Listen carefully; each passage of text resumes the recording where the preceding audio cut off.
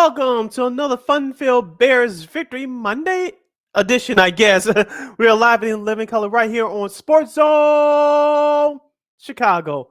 Along with Lakeena and McGee, I am Sydney Brown. You can follow yours truly on the Twitter and the IG at SidKid80. Once again, at SidKid80. That's SIDKID80. That's SIDKID80. Happy 2022, folks. You can follow me at Keenan McGee on the Twitter and at Keenan_McGee on the IG. Make sure you download that Sports Zone Chicago app wherever you get your apps, whether it's the Apple iTunes Store, Amazon, or Google Play. Make sure the app says Sports Zone Chicago. You know why? Because we said so. That's why. You can listen to any of our 5 live shows, including this one, Second City Sports. If you happen to miss them, you can watch them and listen to them at your own leisure. Make sure you follow Sports Zone Chicago on all social media platforms. That's Facebook, Twitter, Instagram, and YouTube. Once again, that Facebook, Twitter, Instagram, and YouTube at Sports Zone Chicago. If you want to catch the audio version of this podcast, Second City Sports, you can do so by subscribing to War or Anchor. We are available wherever you get your podcasts, including the iHeartRadio app. Make sure you type in search engine boxes on those podcast platforms, WARR on Anchor. And you can follow War Media at WARR Media on Facebook, Twitter, Instagram, and YouTube. Once again, at WARR Media on Facebook, Twitter, Instagram, and YouTube. And thank you very much in advance for your support. Like, share, subscribe, and tell your friends. We are unapologetically fun, and we have very different opinions. Lakeena, I have some numbers to read to you, and I'll definitely need your help. Phil Simms, 24-34 for 277 yards and 2 touchdowns. Rodney Hampton, 22 carries for 76 yards, as long as the run was 16 yards. Howard Cross, the tight end, 2 catches, 23 yards. Ed McCaffrey, 2 catches, 21 yards. You can stop me anytime I want, anytime you want. Mark Jackson, no, not the basketball player, 1 catch, 24 yards. No, sorry, Chris Callaway, 1 catch, 24 yards. Mark Jackson, 4 catches, 73 yards, and a touchdown. On defense, Lawrence Taylor had a sack and a half, and Myron Guyton had an interception return for a touchdown. Lakeena, those New York Football Giants, they were great yesterday. Lisa, according to these numbers I read here. Well, I mean, I'm guessing Lawrence Taylor, Phil Simms, I'm sure those guys are from yesteryear when the Bears faced the Giants. I mean, look, these are 2 historic franchises. I didn't pay a single attention to I didn't pay a single mind to this game. I mean, no, with unfortunately, with the tragic passing of longtime Bears beat reporter and ESPN radio host Jeff Dickerson, no one was really paying attention to this game anyways, even before that happened. So, no one, they kind of had on a pay no mind list. I mean, half the Soldier Field was full, so it was only like half full. I think folks just, A, was cold, B, both teams stink, and they see folks just wanted to get out of the house. I did end up going, and I'm just like, you know what? Yeah, I kind of kept it in the background, in support of our buddy Spiro Diaz, who and along with Jay Feely called the game. That was the only reason why I actually watched it, in the background. There were other games that were more of interest that I watched on various electronic devices. So without getting too into it, and we probably won't. I mean, look, the Bears showed that the Bears are bad, but the Giants are putrid. So that's it. That's all. They're 6-10. Okay, fine, whatever. Matt Nagy, according to Ian Rappaport, is probably gone after next Sunday anyway. So okay, let's keep it going, keep it moving. Now for the real numbers from yesterday's 29-3 win over the New York Football Giants. Andy Dalton was 18-35 for 173 yards, a touchdown, and an interception with a glorified quarterback rating of 63.1. Yay. Okay. I thought she was going to give me the ex-boyfriend silent treatment. Yay. David Montgomery had 2 touchdowns off of 22 carries for 64 yards. Andy Dalton, 3 carries for 14 yards. I guess he was like Michael Vick. I don't know.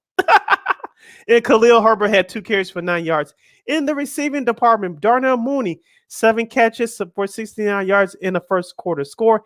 Allen Robinson returned off the COVID list, had 4 catches for 35 yards. Cole Kmet, we actually have a tight end, folks, 3 catches for 25 yards. And Damiere Byrd, who caught the game-winning 2-point conversion last week in Seattle, he had one catch for 23 yards. David Montgomery, the running back, had 2 catches for 70 yards. And congratulations to Robert Quinn. He has 20 sacks on the season. He broke Richard Dent's 1984 record for most sacks by a defensive player in a single season.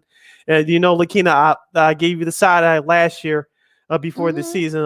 If Robert Quinn has something left, so be it. But this year, he's proved this word. Do you even bring him back for next year? Well, yeah, I know that there's going to be like $208 million in the salary cap, and I know Bears have a lot of dead money. But here's the thing: I mean, everyone else will have the same thing. So yes, you can boast that. Okay, yeah, the Bears are going to have maybe 50, 60, maybe $70 million to play with, but so will other teams. Some other teams may have even more money than that to play with. So I would sort of like hold off on it. I mean, Allen Robinson's gone, Hicks is gone. We'll see if Quinn might stay, but here's the thing: if you're Robert Quinn, you're now 31. You're going to want to go someplace where you can probably contend. And let's be honest, the Bears aren't going to contend next year. Yes, the Bears have players. Okay, yeah, you got Demir Bird, you got Khalil Herbert, you got David Montgomery, you have Justin Fields, when he's healthy and such.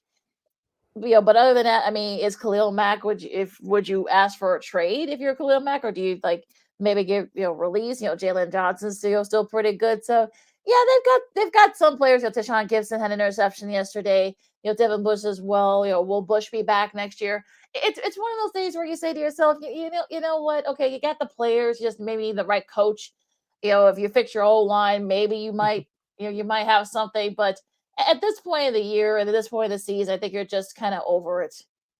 You're listening to Second City Sports on the Monday edition. Happy 2022, our first show for the new year, along with Lakeena McGee. I am Sydney Brown. If you have a question or comment for us during this 2-hour extravaganza, you can go to Sports Zone Chicago's Facebook page or Sports Zone Chicago on YouTube. Type in your questions or comments in the comment section. Lakeena will get them up on the screen for you. But if you decide to troll or do something stupid, Lakeena will give you the Robert Quinn boot. Bye-bye. Lakeena, let's get back to the Bears. I think they do have some players in place, but I don't know how many draft picks they have in front of them coming up for this year later on in the 22 NFL draft. But I know they do not have a first round pick because Ryan Pace traded away to get Justin Fields. So it looks like it may pay off. Hopefully we get the right head coach in here. But I believe they still have a second round pick, a fourth round pick. I don't have the official numbers in front of me, but this defense, let's be honest, it needs rebuilding. I think we've been saying that for the last couple of years. Mm-hmm. You still need to draft another offensive lineman, perhaps. I still think you can get another pass rusher. And this is the year for wide receivers. You need to go get a number one wide receiver. I mean, sure, you'll have the money to get a top wide receiver, but like I said, you're going to have other teams that are going to have, a lot of money on the table. So it's sort of one of those things where I guess, where you're thinking about next year, who's the coach going to be? Do you want a more, defensive minded coach? Do you want, we tried the offensive minded guy. It hasn't worked, with Tressman. Mm-hmm. Now with Matt Nagy, that didn't work. Do you go back with a more defensive coach? But then, you're seeing what happened in Denver. They have a decent defense, but they don't have a very good offense. And we saw it here with the Bears. So it's sort of one of those things where, it all depends on who's out there on the market right now. And, again, we'll find out next week, I'm sure, when we reconvene on Monday, after Friday, of course. On Monday, we'll, Black Monday, who gets the boot and, which coordinators will be available and such. And do you trust the Bears brass to even make a decision like that with finding a new head coach, especially if Pace ends up staying with the Bears and as a GM, or does he get promoted upstairs? So you just don't know. And Ted Phillips, I mean, is he going to be part of the search? So it's sort of one of those days where you just don't know what direction the Bears are going to go at this point. And do you even trust them to make the right move? And that's been my concern all year long. As we talked about this, Lakeena, throughout various points of the season. You get rid of Matt Nagy, you promote Ryan Pace, but do you trust Ted Phillips and George McCaskey to step out of the way and hire football people to make football decisions? That's the $1 million question. Yeah, and it's one of those things where you go around and you think, look, I'm not gonna, I don't want to go too into it because next Monday we'll have more time to get into it because there were better games on yesterday. But it was a really nice gesture by the Bears. They gave some money to that the fun with Parker Dickerson, of course. Of course, we mentioned on Friday. Jeff Dickerson, a longtime writer and ESPN radio host and ESPN 1000 here in Chicago, passed away after a battle with colon cancer, losing both his dad and his mom. Of course, he lost his mom, Caitlin, a couple of years ago. The funds already exceeded over $1 million. So everyone has stepped up. Most of the owners, I know the Bears ownership. I know Matt Nagy kicked in some money, and his family kicked in some money as well. They have a picture, in a press box, his press box, with just pictures and stuff. So that was a nice gesture by them. And also too, they Mhm. held a moment of silence with him, as well as of course John Madden as well, and all the Bears beat writers, reporters and such, said cheers to him with his favorite wine. I remember Peggy Kaczynski, when they were doing the tributes late last week, said that when she's retired now from covering sports in Chicago. She had done it for like almost 25 years through various stations, and she said that when she was thinking about retiring, JD was the only one that said, "Hey, go ahead and do it. You can enjoy some great wine." So it's definitely how a testament to how much he was loved, and even some of the players, some of the players from today. I mean, I heard Robert Quinn said some nice things about him, over the last week. Of course, Matt Nagy said something too. So really sweet gesture by the Bears brass, and probably one thing that the Bears have done right this year. Yeah, for sure, for sure. You're listening to Second City Sports on the hashtag Bears Victory Monday, I guess. We're live and in living color right here on Sports Zone Chicago. Sid and Lakeena are here with you. Lakeena, let's dive into the rest of the Week 17 action from the NFL, the games that took place yesterday. We'll start off in Orchard Park in Western New York in Buffalo. It was the Bills 29, the Atlanta Falcons 15. Matt Ryan was 13 of 23 for 197 yards. On the flip side, Josh Allen had 2 rushing touchdowns for the Bills. Devin Singletary, 23 carries, 120 yards, 10 yards, and 2 touchdowns. Kyle Pitts for Atlanta, their stud tight end, had 2 catches for 69 yards. Lakeena, the Bills jumped out to an early lead. The Falcons got back into the game, but it was the Bills' defense that shut the door in the second half. And with the Atlanta Falcons, this is, I believe, their third time trying to get back to the 500 mark. It wasn't meant to be. Their record is now 7-9 on the season. The Bills improved to 10-6. If the Bills win next week, I believe they'll clinch the AFC East. Yes, they will. It's sort of a win in their scenario win. And this despite Josh Allen having 3 interceptions, definitely not his best game. They did sack, the defense did sack Matt Ryan 5 times. So that helped, kind of offset that. So, I think that's a good thing. We've said this before. When your offense isn't doing very well, the defense steps up and picks up the slack. This is and vice versa. This is what happened here. Josh Allen didn't have his best game, but then, again, the defense, they were able to hold off the Falcons offense when they did have the ball. And also too, they sacked Matt Ryan 5 times. So again, you feel for Atlanta, but you got to think that they're thinking about the future. And, who knows, Matt Ryan might be playing his last game next week for Atlanta. So we'll see what happens there. But look, I think Buffalo did what they're supposed to do. So, keep it churning and, just win, and you'll end up winning the AFC East. And one of the games of the day, it took place in Cincinnati, Ohio. It was the Cincinnati Bengals defeating the Kansas City Chiefs on a McPherson game-winning field goal, 34-31. Joe Burrow, 30 of 39 for 446 yards and 4 touchdown passes. Jamar Chase, their stud rookie wide receiver out of LSU, caught 3 of them off of 11 catches with 266 yards, a Bengals franchise record. And Darrell Williams had 14 carries for 88 yards and 2 touchdowns for the Kansas City Chiefs. Lakeena, I did watch the majority of this game via this computer screen. The Cincinnati Bengals, I think Christine Manica, our buddy on Fridays, she talked about this could be a preview for the AFC Championship game. I wouldn't be surprised if it is now, especially after what happened yesterday. I know the Kansas City Chiefs defense was torched yesterday. They had 2 penalties called on the goal line, which set up the game-winning field goal for the Bengals. But Lakeena, even though I did pick Kansas City to win the Super Bowl, it's still not going to be as easy as people think come playoff time for the Chiefs. But Cincinnati, they improved their record to 10-6 on the year. Kansas City's at 11-5. Cincinnati, I don't know who they play next week, but unless a win next week will improve their city, do you start to rest guys?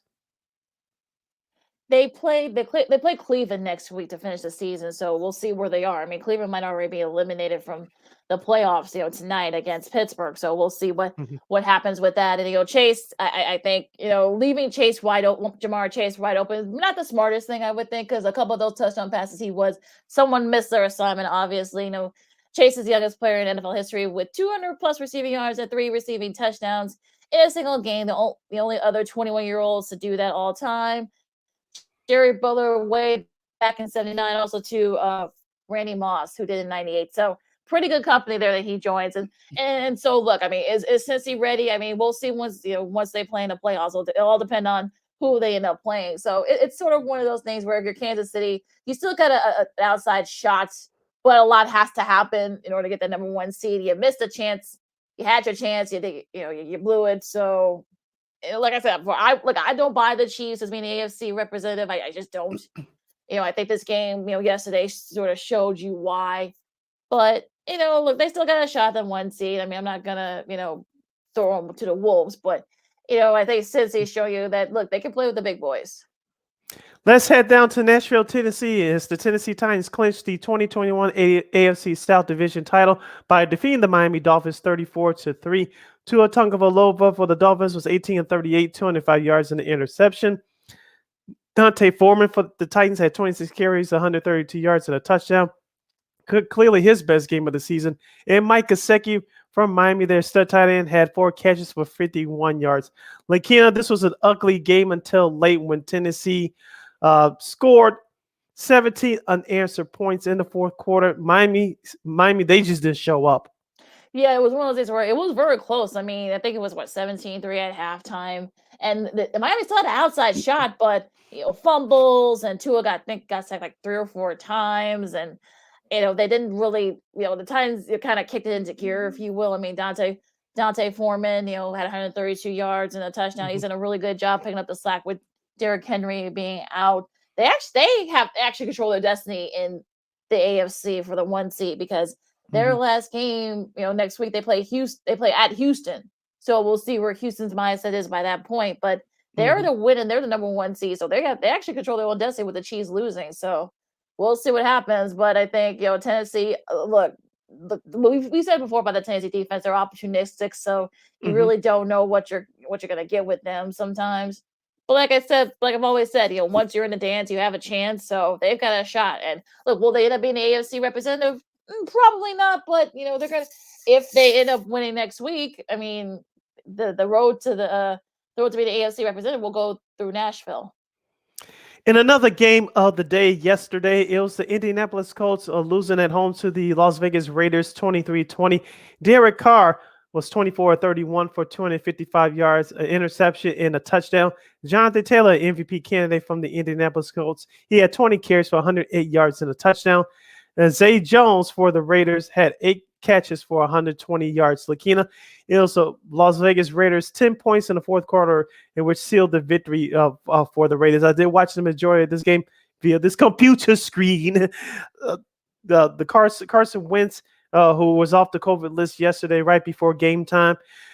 Indianapolis didn't have it in the first half overall, even though they scored 10 second quarter points. But I thought they showed some fight in that second half. But you could tell from watching from beginning to end, the Raiders set the tone, and they didn't let their foot off the pedal.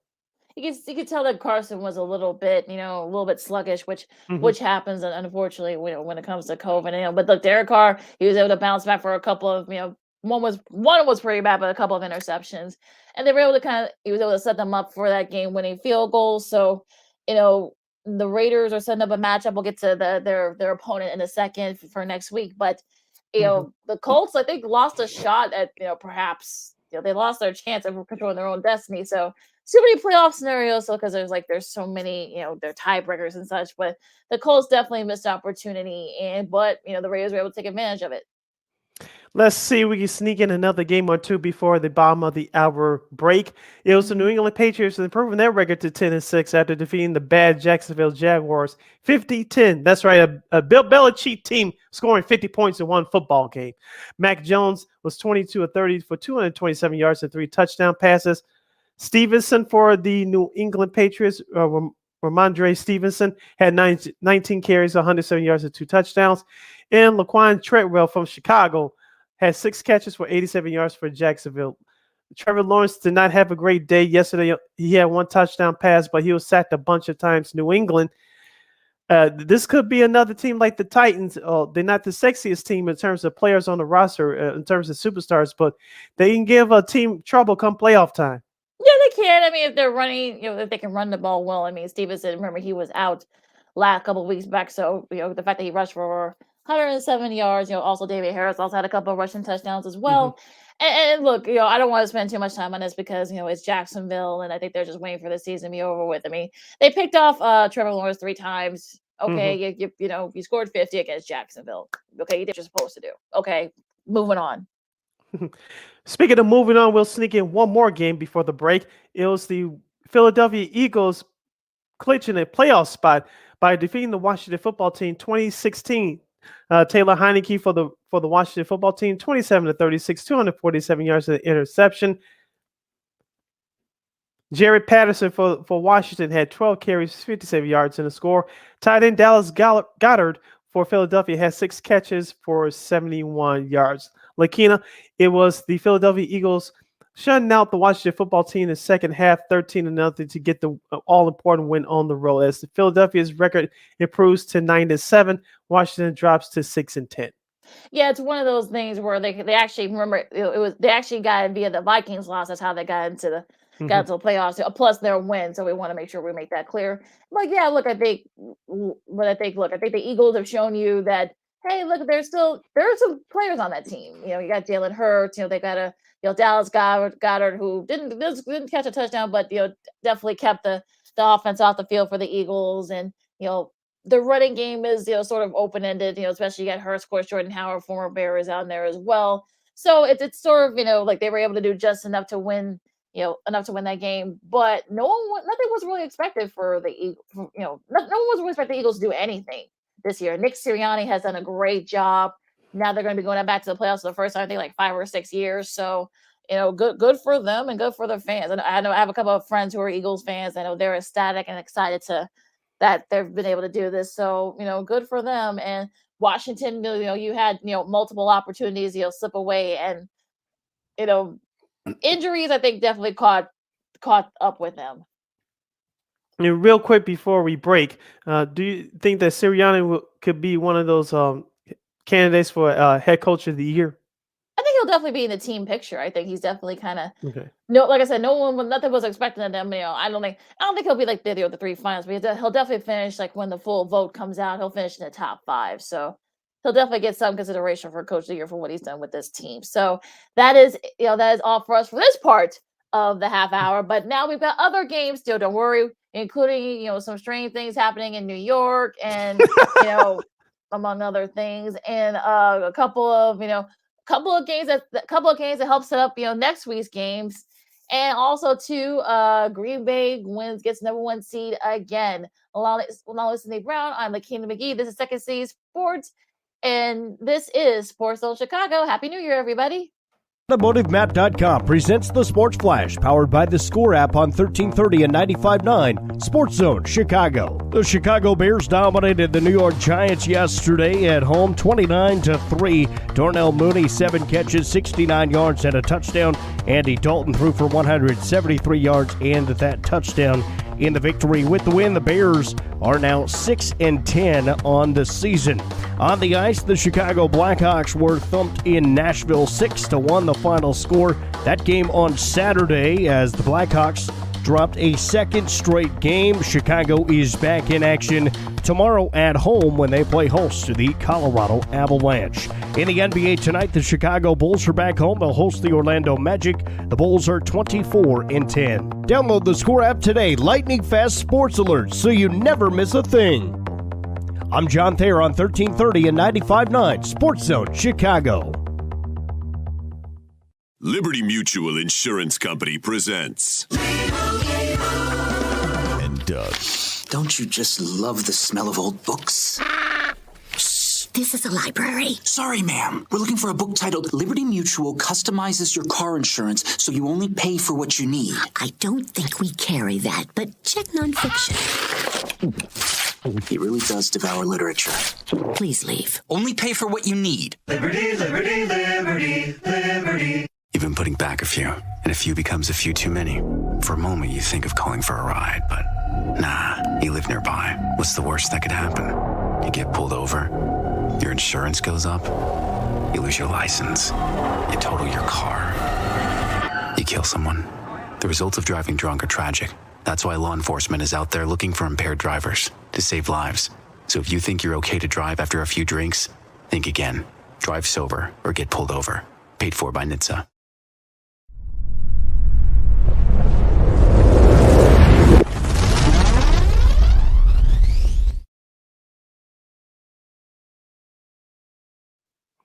Welcome back to Second City Sports on the hashtag Bears Victory Monday, I guess. We're live in living color right here on Sports Zone Chicago. Sid and Lakeena are here with you as we continue our recap of Week 17 action from yesterday in the National Football League. Lakeena, as you mentioned before the break, let's go to East Rutherford, New Jersey, as the New York Jets blow a 17-point lead as the Tampa Bay Buccaneers, with their largest comeback this season, defeating the Jets 28-24. Tom Brady, 34-50 for 410 yards and 3 touchdowns. Michael Carter for the Jets, 3 carries, 54 yards. The Ron Gronkowski for the Bucs had 7 catches and 115 yards. And Antonio Brown had a 5-year-old, I'll say, moment of outburst. You explain it, because I watched that majority of that game live yesterday. I couldn't believe what I saw. I mean, just, I guess someone had a really nice shot of it from the side, and apparently, supposedly, he got into it with some of the coaches, and Mike Evans, I believe, Cyril Grayson, who actually ended up, scoring that game-winning touchdown for Tampa, tried to help, pull, Brown back. And I think, Evans was like, you know what, I give up. I ain't gonna try it. So, he just kind of went to the side.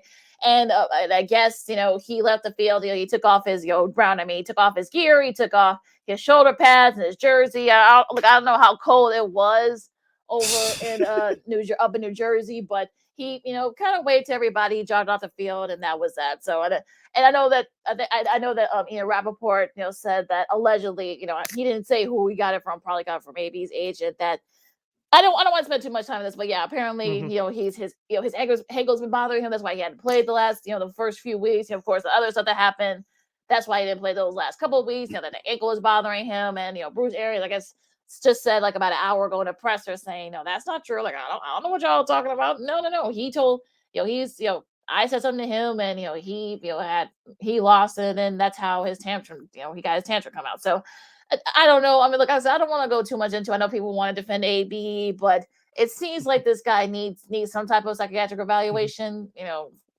and such. Even if they were true and that his ankle was banged up, they wanted to come out there, with the jogging, especially now it's come out that you missed out on a lot of bonus money, if you didn't play week 18. So it's just crazy, and it's just silly. And I know Tom Brady is very upset, I'm sure, because he went to back for AB. He stayed at his house and such. So I don't know. It's just the whole thing is just silly and crazy. And like I said, I don't want to get too much deep into it. I don't want to spend a lot of time on it, but the whole thing is just silly at this point. One last question about AB before we review this game. Do you think he's played his last game in the NFL? I say yes. Probably so. Probably so. There's no, especially once you do that now that it's everywhere, you can't really bounce back from that. Now back to the game. Like I said, I watched the majority of this game yesterday, and the Tampa Bay Buccaneers didn't have it in the first half. Braxton Berrios became the first Jets player to have a rushing touchdown and a receiving touchdown in the same game. Too bad we can't get him on the Bears, but that's a whole nother issue. But Zach Wilson looked okay yesterday. The Jets put up 17 first half points. They only had 7 points in the second half, but maybe the Jets have some pieces for the future. I'm not sure, but Tampa Bay, let's be honest, they were caught off guard in the first half. The second half, they came out firing. They had that late third quarter touchdown. Then things turned in their favor in the fourth quarter, scoring 11 points for the all-important road to victory. Of course, they're Yeah. not going to get the number 1 seed now, but they're still going to host a playoff game, unlike a year ago on Wild Card Weekend in a couple of weeks. Yeah, it's sort of one of those things where you kind of say to yourself, well, okay, it happens late in the season. You're kind of just, you don't expect the other team, especially if they've been playing bad through the season. They're like, oh, you know what? They're not gonna. We'll just, sleepwalk through. And of course, unfortunately, the Jets are still playing pretty well, and that wasn't the case. But they were able to kick it into gear. They were looking, they're gonna get that 2 seed in the playoffs. So not with this, drum with AB withstanding. I mean, look, Tom Brady show you why he's still Tom Brady. Marching down the field, they scored 11 unanswered in the fourth. So, okay, moving on. You're 12-4. You may have a shot at perhaps getting a 2 seed, but you know what? I don't want to get into deep into this. So, moving on. Speaking of moving on, the Los Angeles Rams did just that with their second game on the East Coast in the noon time slot. They defeated the Baltimore Ravens 20-19 thanks to Odell Beckham Jr.'s game-winning touchdown catch. Matthew Stafford for the Rams had 309 yards passing off 26 of 35 passing, including 2 touchdowns and another pick 6. Devontae Freeman for Baltimore had 14 carries for 76 yards. Cooper Kupp, who should be a candidate for MVP, he had 6 catches, 95 yards, and a touchdown for the Rams. Lakeena, it was the Rams' defense that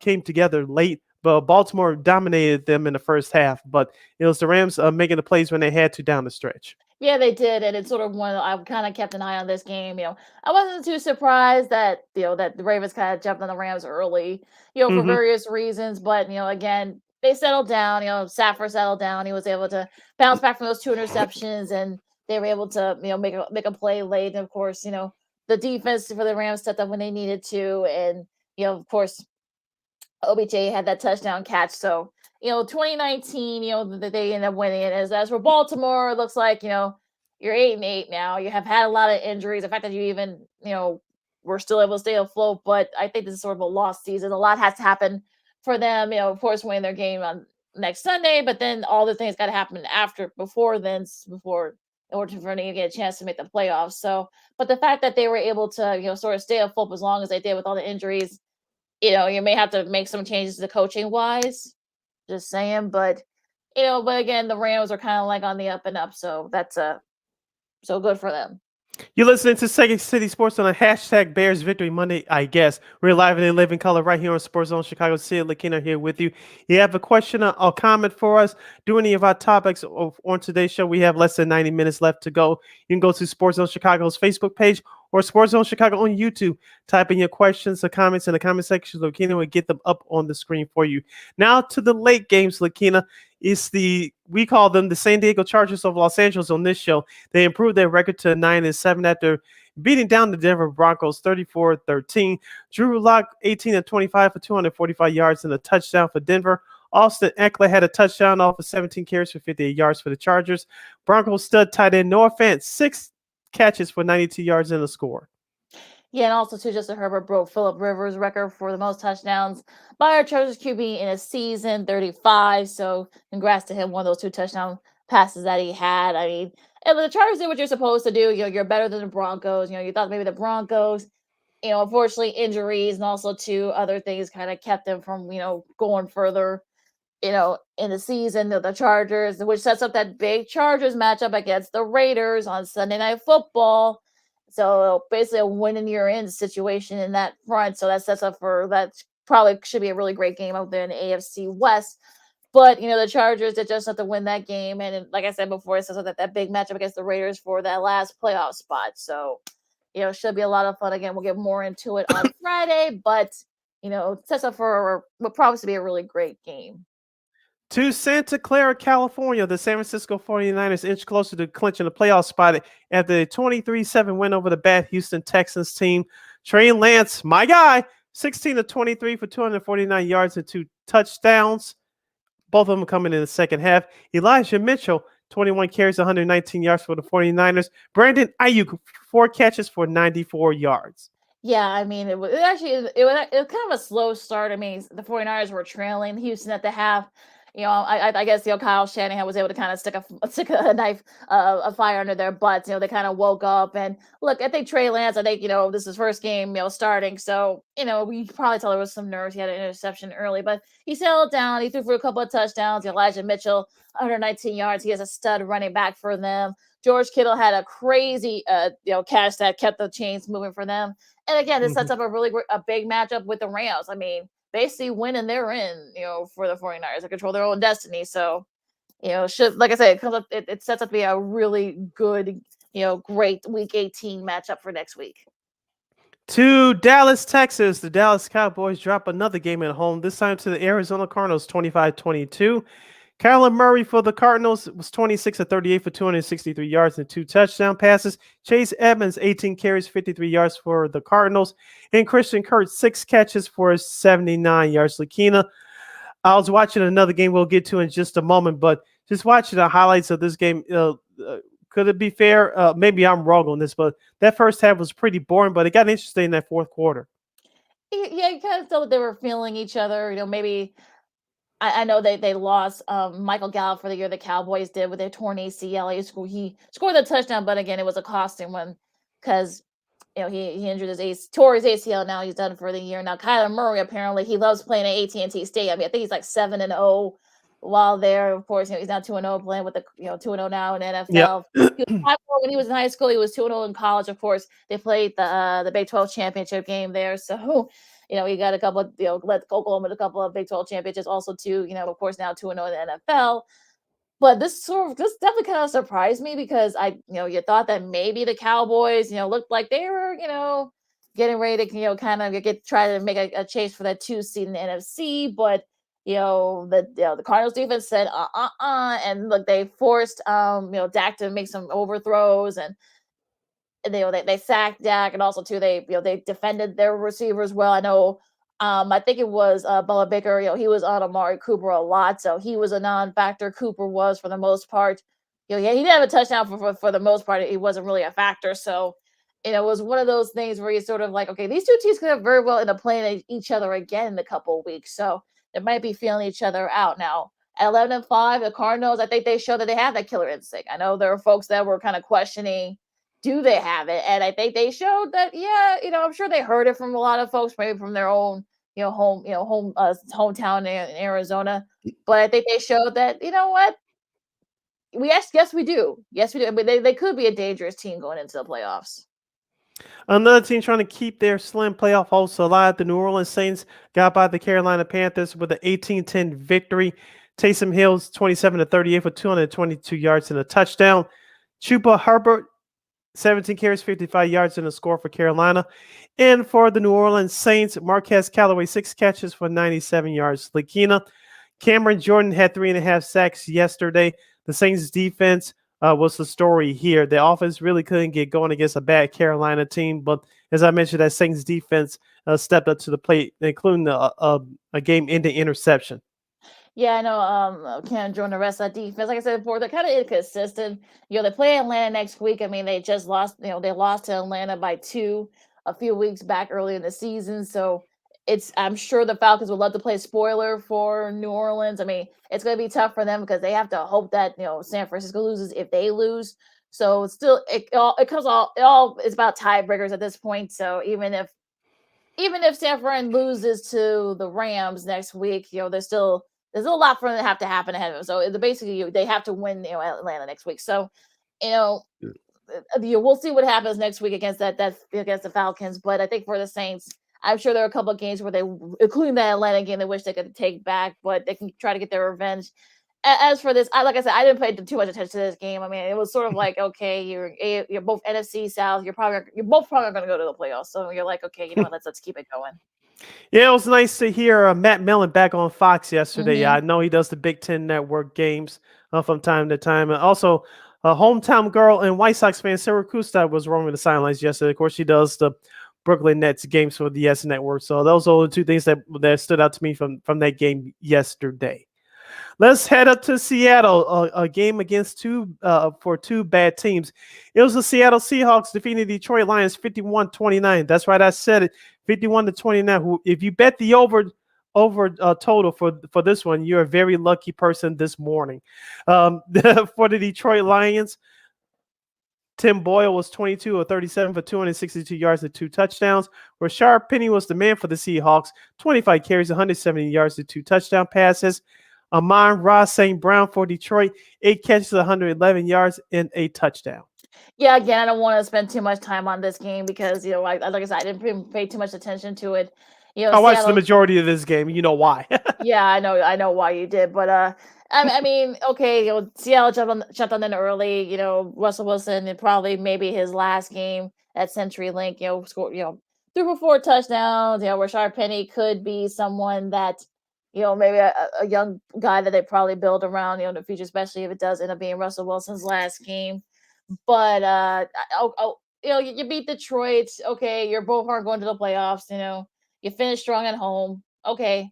Like, again, I'm not impressed. Like, okay, you beat Detroit. Okay, you did what you're supposed to do. So, okay, you're just a little bit better than Detroit. I love watch Russell Wilson play, Gus. Shout out to Aqib Talib. And, of course, wrapping up the Week 17 action, the Green Bay Packers on Sunday Night Football destroyed the Minnesota Vikings 37-10. Aaron Rodgers, 29-38 for 288 yards and 2 touchdowns. Aaron Jones, 8 carries for 76 yards. Devontae Adams, 11 catches, 136 yards, and a touchdown. Yeah, this was sort of like a bore, by the time Green Bay went up by like 17, like 20-3. I'm like, okay, they're not coming back. The Vikings aren't coming back. So, yeah, again, that's it for them. And also, too, that eliminates the Vikings from playoff contention, which in that sense, got the Eagles to clinch the playoff berth. And, of course, the Packers now have the number 1 seed with that win. So, they've clinched the 1 seed. And I know this is something that, Aaron Rodgers really wanted, all that drama from earlier in the season.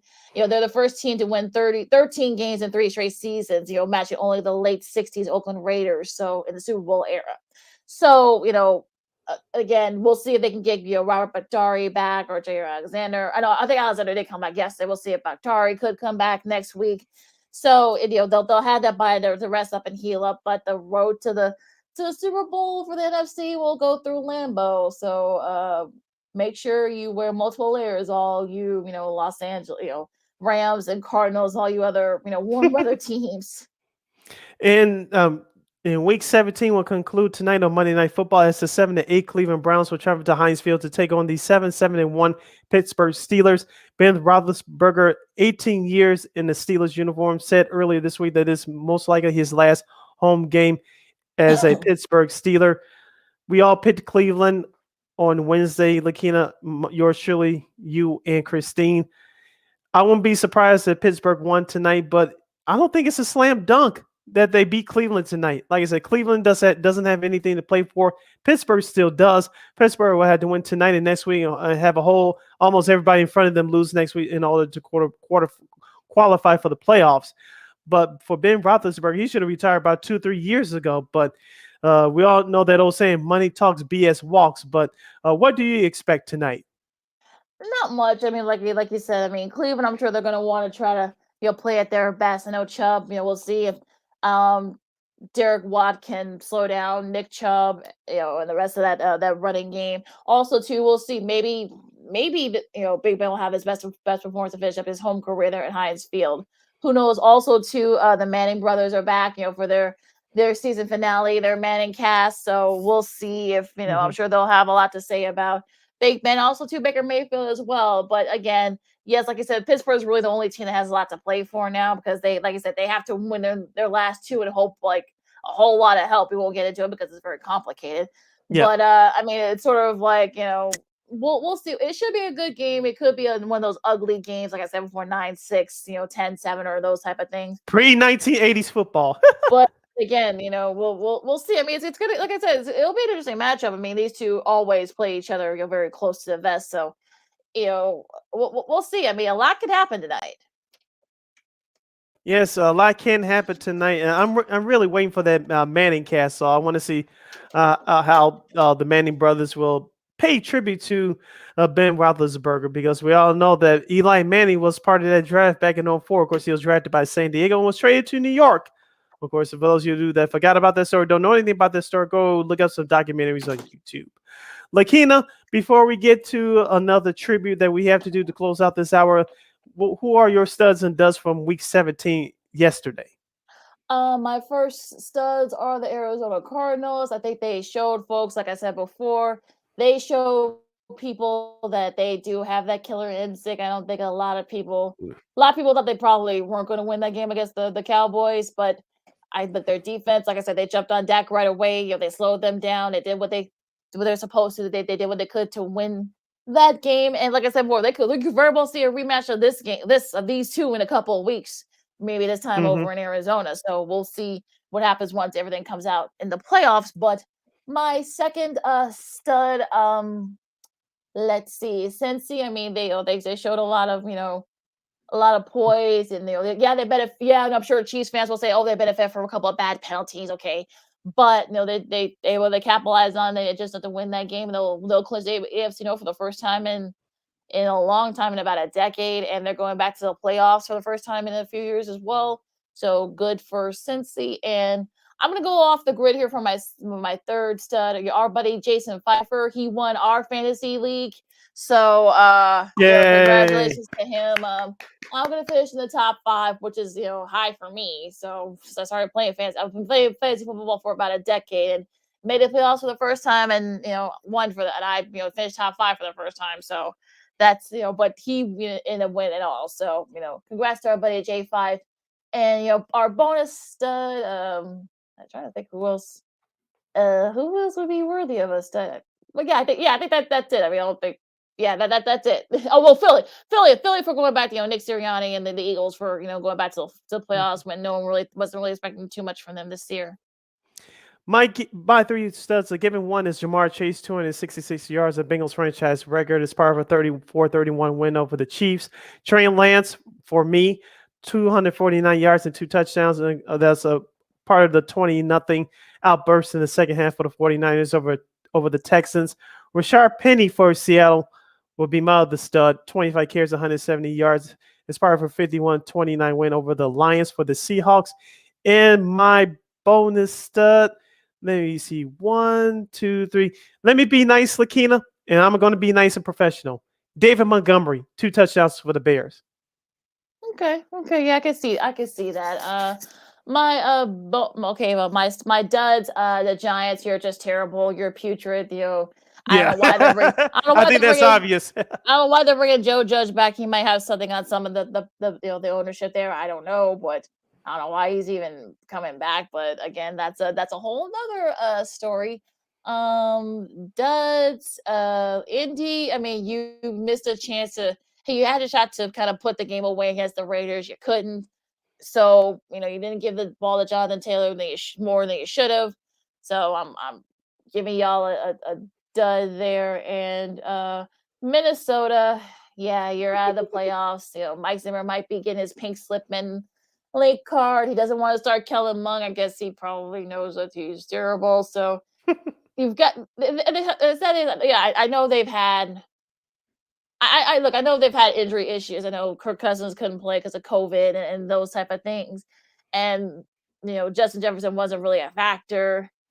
The defense, you gotta, I know some of the defensive guys were out too, do the various things, but you've got a good team there, but maybe you need maybe like the Bears need a different coaching, staff to help get them out of it. But those are my 3 duds. I think you took most of my duds away, Lakeena. Of course, Antonio Brown. That's interesting. Say goodbye to your career. I'll leave it at that. And the Miami Dolphins for me. Yeah.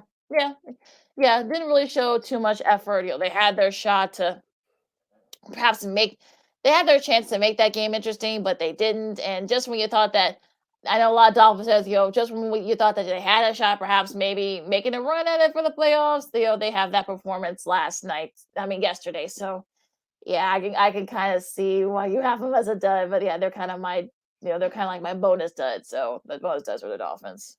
All right, you're listening to Second City Sports, the first show for 2022, live and in living color on a Monday, January 3rd. I'm Sid. That's Lakeena. Lakeena, we had another death over the weekend in the football world. Former NFL player and head coach Dan Reeves passed away at the age of 77. He spent 38 years as a player and a coach in the National Football League. As a as a player for the Dallas Cowboys, he had 1,693 receiving yards, 1,900 over 1,900 rushing yards. He averaged 3.7 yards per carry. He had 25 rushing touchdowns for his career. And he participated in 9 Super Bowls, the third most for an individual. He took 2 different teams to the Super Bowl, with the Denver Broncos with 3 appearances and the Atlanta Falcons with 1 in the 98 season. Lakeena, this was the ultimate players coach. I watched some of those team highlight videos on YouTube over the weekend with Denver, the New York Football Giants, and of course the Atlanta Falcons. For the New York Giants, he came in 1993. Of course, remember that team 3 years before won the Super Bowl. They weren't able to defend that title because Bill Parcells retired. Bill Belichick, who they wanted to hire as head coach, he already made the jump to Cleveland at the time. But people forget Phil Simms. Head coach Dan Reeves got the most out of Phil Simms at 38 years old in 1993. Of course, Phil Simms went to the booth for NBC. Of course, he still broadcasted for CBS.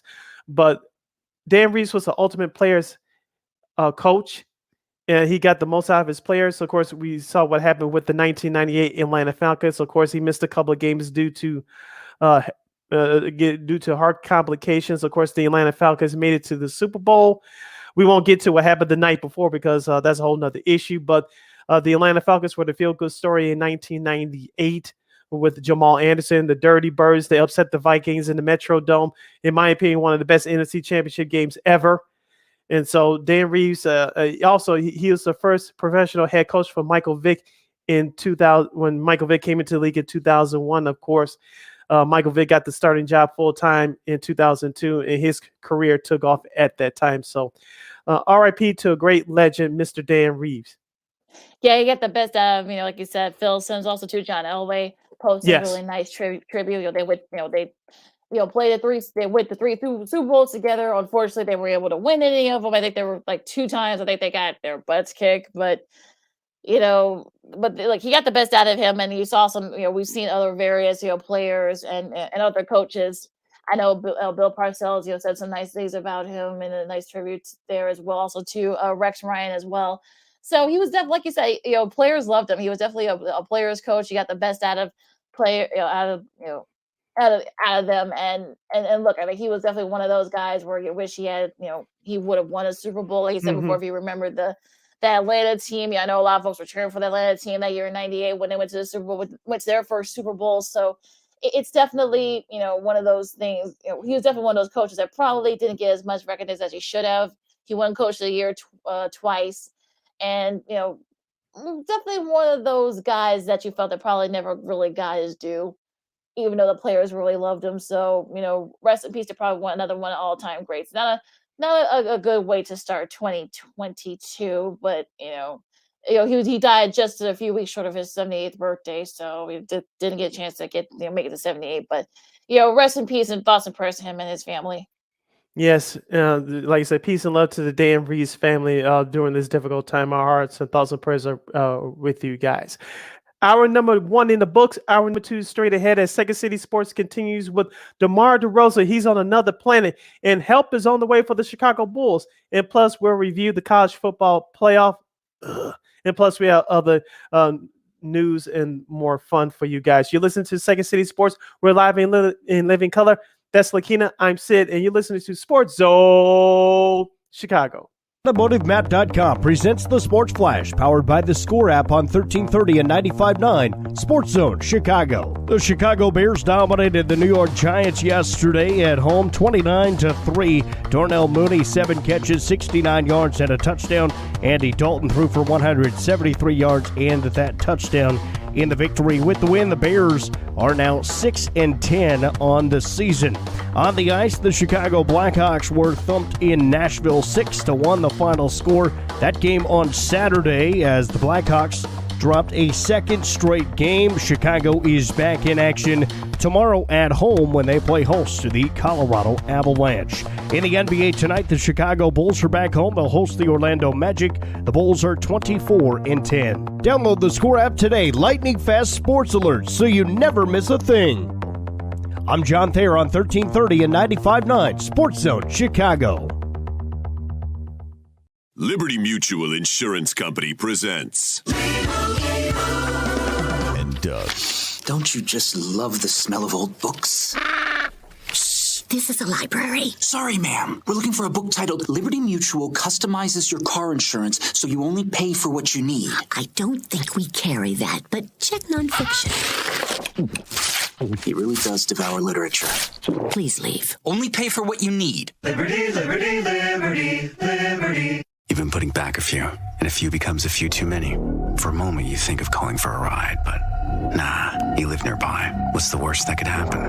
You get pulled over, your insurance goes up, you lose your license, you total your car, you kill someone.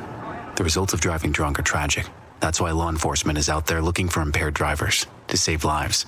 So if you think you're okay to drive after a few drinks, think again. Drive sober or get pulled over. Paid for by NHTSA.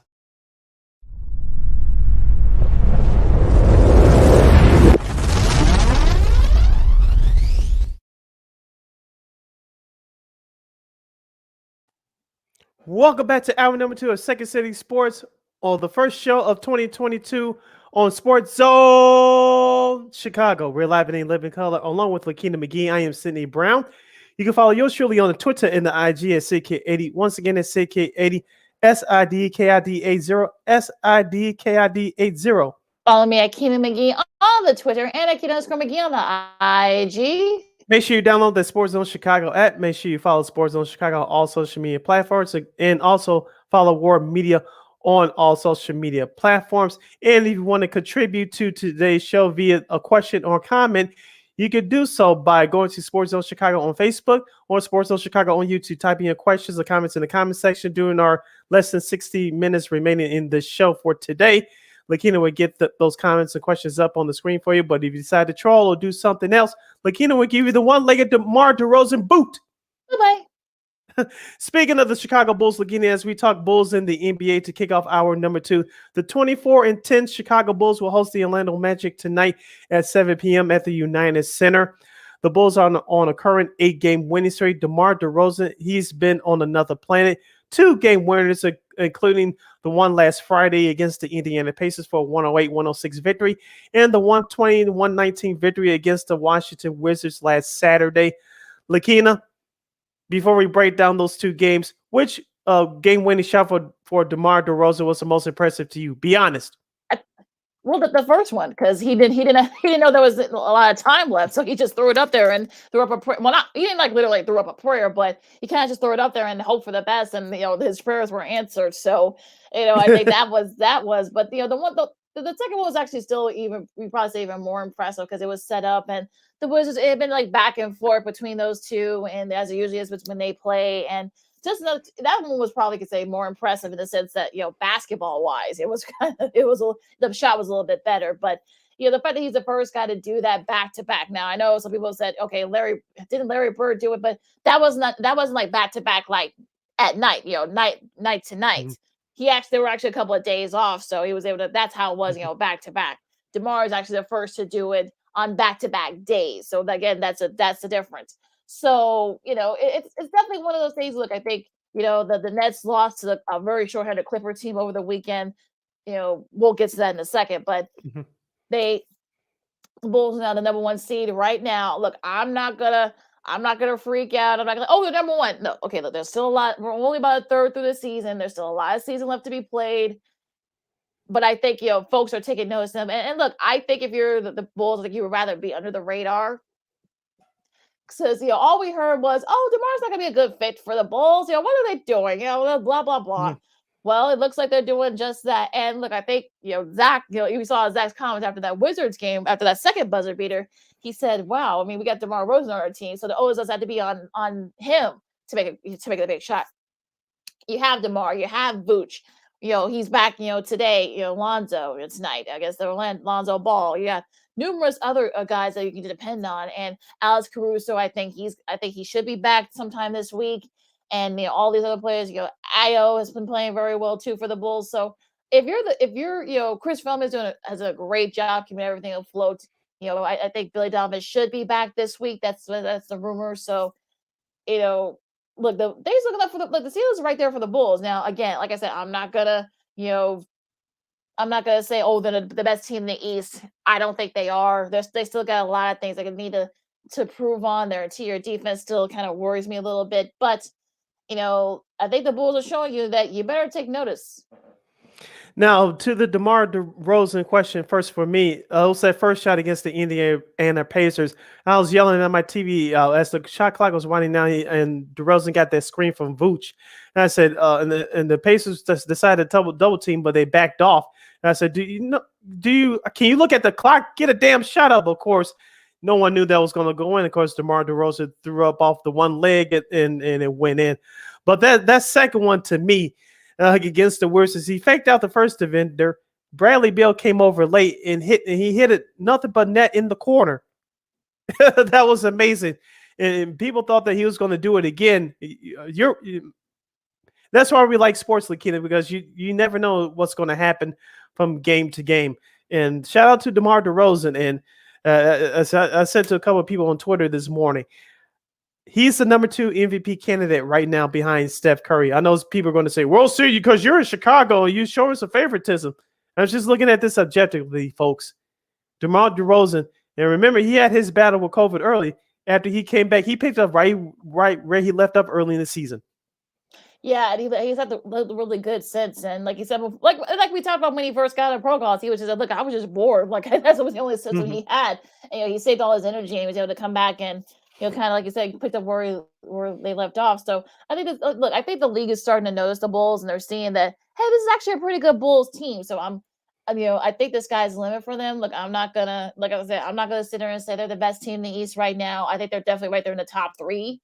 But I think, people are seeing that, oh, okay, this Bulls team is actually pretty good. They play Orlando tonight. Those games against Orlando are always, funky to me because, weird things happen in those games. I know that the over-under was 14. I would stay away from that game. Orlando's got some pretty solid young players themselves. Franz Wagner, I should say, Wendell Carter Jr., of course, former Bull. So, I would stay away from that game if you're a gambler, but should be a fun matchup tonight. And look, they've got a pretty I don't want to say like easy schedule, but they kind of have like a light schedule this week. After tonight, they don't play again until Friday. So try to win and enjoy a couple of days off. Hopefully Billy Donovan will be back by the weekend, and just keep the train going. If you have a question or comment for us about DeMar DeRozan, do you think that he should be the number 2 candidate for MVP this season? You can go to Sports Zone Chicago on Facebook or Sports Zone Chicago on YouTube. Type in your answers in the comment section. Lakeena will get them up on the screen for you. Lakeena, what's most impressed me about this Bulls team, and we said it all season long, whoever's down and out due to injuries or due to COVID, what have you, other guys have stepped up. Remember, Alex Caruso is out. Lonzo Ball, as you mentioned, help is on the way. He'll be returning to tonight's game against Orlando, and he'll be starting. And he's been out for a while. So this Bulls team just keep going, and and you have to be proud of this team. Now, reviewing their 2 wins over the weekend at Indiana, at Washington. Now, I agreed with Jason Goff of NBC Sports Chicago, the Bulls pre- and post-game host. The Bulls were trailing the majority of their game against Washington. They got away with one against Washington, and they were trailing the majority of the game until DeMar DeRozan decided to put an ending to that. The Indiana game, the problem reeked his ugly head. Defense within the interior was their problem. Indiana had a bunch of offensive rebounds, and that's been a problem with the Bulls all season long. I know AK and Mark Eversley will be looking to address that on the coming up on the trade deadline early next month. And so the Bulls, although they are good, I know they're number 1 in the East. Can they keep it up? We'll see. But no team is perfect. Every team has its flaws, including the Chicago Bulls. But they must address a big guy to bring some type of defense inside. Because even though in today's NBA, the game does slow down come playoff time. Yeah, and that's going to be sort of like the number one thing for us here. And look, I've said before. I mean, like you said, I know that interior defense has been a big concern for you, Sid, and I think hopefully, I'm sure AK and Eversley will address it. As we get closer and closer to the trade deadline. But I think I don't think you don't want to mess around too much. I think the chemistry is there with the team. I don't think you want to do too much to kind of jeopardize that. I mean, look, if you have to make a switch, I should say, then so be it. But I think for right now, I think you're doing just fine. Status quo now. Now, as for if you look at the games in the cell, especially that Washington game, I actually was able to kind of look through that Washington game. I had like bowl games and other stuff, on the going back and forth. So I didn't get really a chance to get really intent into it. But that Washington game, I mean, Kobe White had 20 points. I know you mentioned earlier, Vooch had a double, but Mhm. also too, Washington. Remember they've kind of fallen back to her a little bit. Remember Bradley Beal had his bout with COVID, so he's just starting to kind of get back into it. Yeah, Daniel he had 16 assists on Saturday. Yeah, Kyle Kuzma had 29, which is a season high, I should say, for him. I know Daniel Gafford, who has been playing very well since being traded to the Wizards, he's looked really good.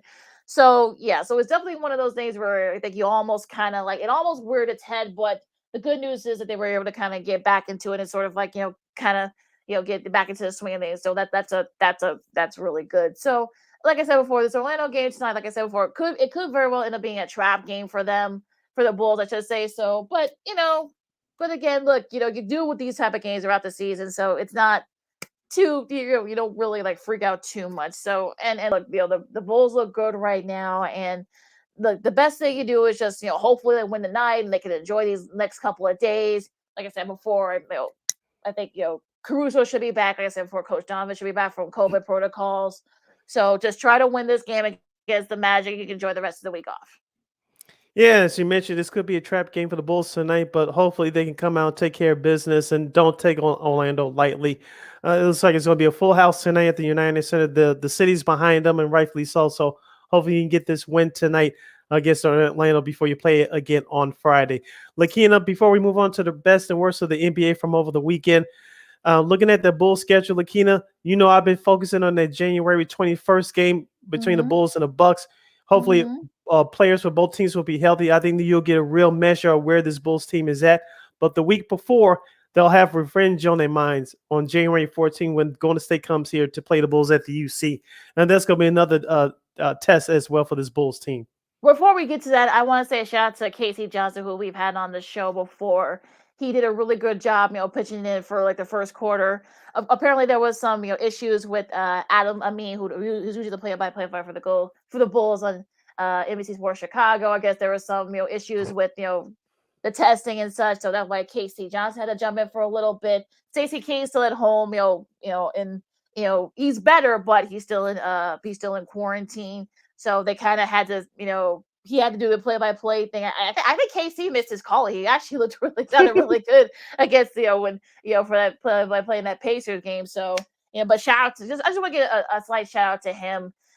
For stepping in, in a very literally a short notice. So but Amin was able to come back, and he, Adam actually was able to call that, that game-winning shot against the Pacers. So it was actually working out pretty well for him. Now, as far as this schedule the Bulls got coming up. I mean, they got a Friday game against Washington, at the UC. I'm sure Bradley Beal and the Wizards will love to have revenge on their minds on that game. I'm sure Beal will not be in a very good mood for that one. They play Brooklyn next Wednesday. That's a late game, folks. It's a 9:00 game on ESPN. Don't ask us why. Don't ask why. Don't ask us why. Don't ask us why. That's right. That's at the United Center, correct? Yes, sir. Because in the history of the Bulls and of course of the United Center, I remember a couple of playoff games were at 8:30 our time because of TNT. But why are you starting the game at 9:00 at night in Chicago? That's just, ESPN dropped the ball. Even later in Brooklyn, that's 10:00 their time. So. That's just so stupid. But I'll leave that alone. They played, back to, then they, of course, that Golden State game you mentioned, Sid, And then they have, let me go through. Oh, Boston. They got to go at Boston, assuming that Jason Taylor should be back from COVID protocols by then. And that next Monday, I thought I saw it in here somewhere. They play Memphis. They got to go at at Memphis. We'll have John Morant and company with the Yeah, Grizzlies. that's on Martin Luther King Day. Yes, it Correct. is. And Yeah. yep. So, they got a pretty tough schedule coming up. If you can go like maybe, if you go 3-2 in that stretch, you'll feel pretty good if you're a Bulls fan. Mhm. I mean, or 4-1. I mean, I'm sure it might be a big stretch because they can play some pretty good teams. But if they can go 3-2 or 4-1 during that stretch, you'll take it. Yeah, you'll take it. So hopefully the Bulls can keep the winning streak going tonight by going 4-9 in a row against the Orlando Magic. And we'll see what happens with the new number one team in Eastern Conference. You listen to Second City Sports live in 11 color right here on Sports Zone Chicago. Sid, Lakeena are here with you talking NBA basketball. Lakeena, the best and worst from the association from this past weekend. The Lakers have won the last couple of games in a row. LeBron James' consecutive scoring streak of 30 points or more was stopped last night as he scored 26 points in a 109-103 win over the Minnesota Timberwolves. The Timberwolves were without Karl Anthony Towns and D'Angelo Russell due to health and safety protocols. On last Friday against the Portland Trail Blazers, LeBron James scored 40-plus points. Lakeena, as we said before these last couple of weeks, LeBron James has to pick it up, but his teammates are going to have to pick it up around him. Malik Monk has done a great job. Carmelo Anthony is starting to get his shooting touch back. So I like the way this Lakers team is playing right now. Russell Westbrook is not turning the ball over, not missing easy layups. Yay! Exactly. So the Lakers, as we said with all these teams have their flaws, but it looks like the Lakers are starting to turn around here. Yeah, and I think if you're the Lakers, you're Lakers fans, I think you'll take it because after everything that's happened. And look, and also too, like you said, Westbrook, also Avery Bradley has stepped up, those last couple of games. They were really good last night against the T-Wolves. I mean, look, I think switching LeBron to the point, I think might been a good thing. And you're gonna. He's been playing center too. Yeah, so he's been going back and forth there. So that definitely helped him. And maybe they found something. Maybe they found a formula. We'll see what happens. They got a pretty tough schedule this week. We'll get to it in a second, but. They're 500 right now, and they're 19-19. They're kind of like right at the cusp of the play-in. I know. Look, there's a lot of like I said, we're about a third through, about only not even halfway through the season yet. So I think people need to kind of like slow down. But maybe they found their niche. They looked really good against Portland on Friday on New Year's Eve. So maybe they, like I said, maybe they found their niche. Maybe they found their side, kind of like their little formula to play with because. AD's going to be out another couple of weeks at least, so you're going to have to kind of hold down the front, and they have. They've been playing pretty well, so we'll see if they can keep it up. Also, too, atop of the Western Conference, the Phoenix Suns have won their last two games on the East Coast road trip. Well, actually, they split the last two games on the East Coast road trip. They defeated Charlotte last night, 133-99. They lost on New Year's Eve at Boston. Yes. Lakeena, I still say the Suns are a dangerous team. JaVale McGee, a former Laker, he's been making a huge difference backing up DeAndre Ayton as far as the middle is concerned. Too bad he's not on the Bulls because he'll be the perfect fit for the Chicago Bulls. But JaVale McGee's not going anywhere. He's going to help the Phoenix Suns. But Chris Paul is still making a difference for that team. We talked about in our last episode, Denver Booker's back. He's still on the scoring streak. This Phoenix Suns team, they may not get back to the finals, but they're going to cause some problems.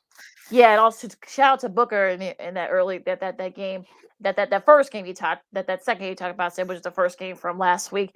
He became the seventh youngest player in NBA history to score 10,000 points, joining guys like LeBron, KD, Kobe, Carmelo, T-Mac, and Giannis. So that's a pretty impressive list.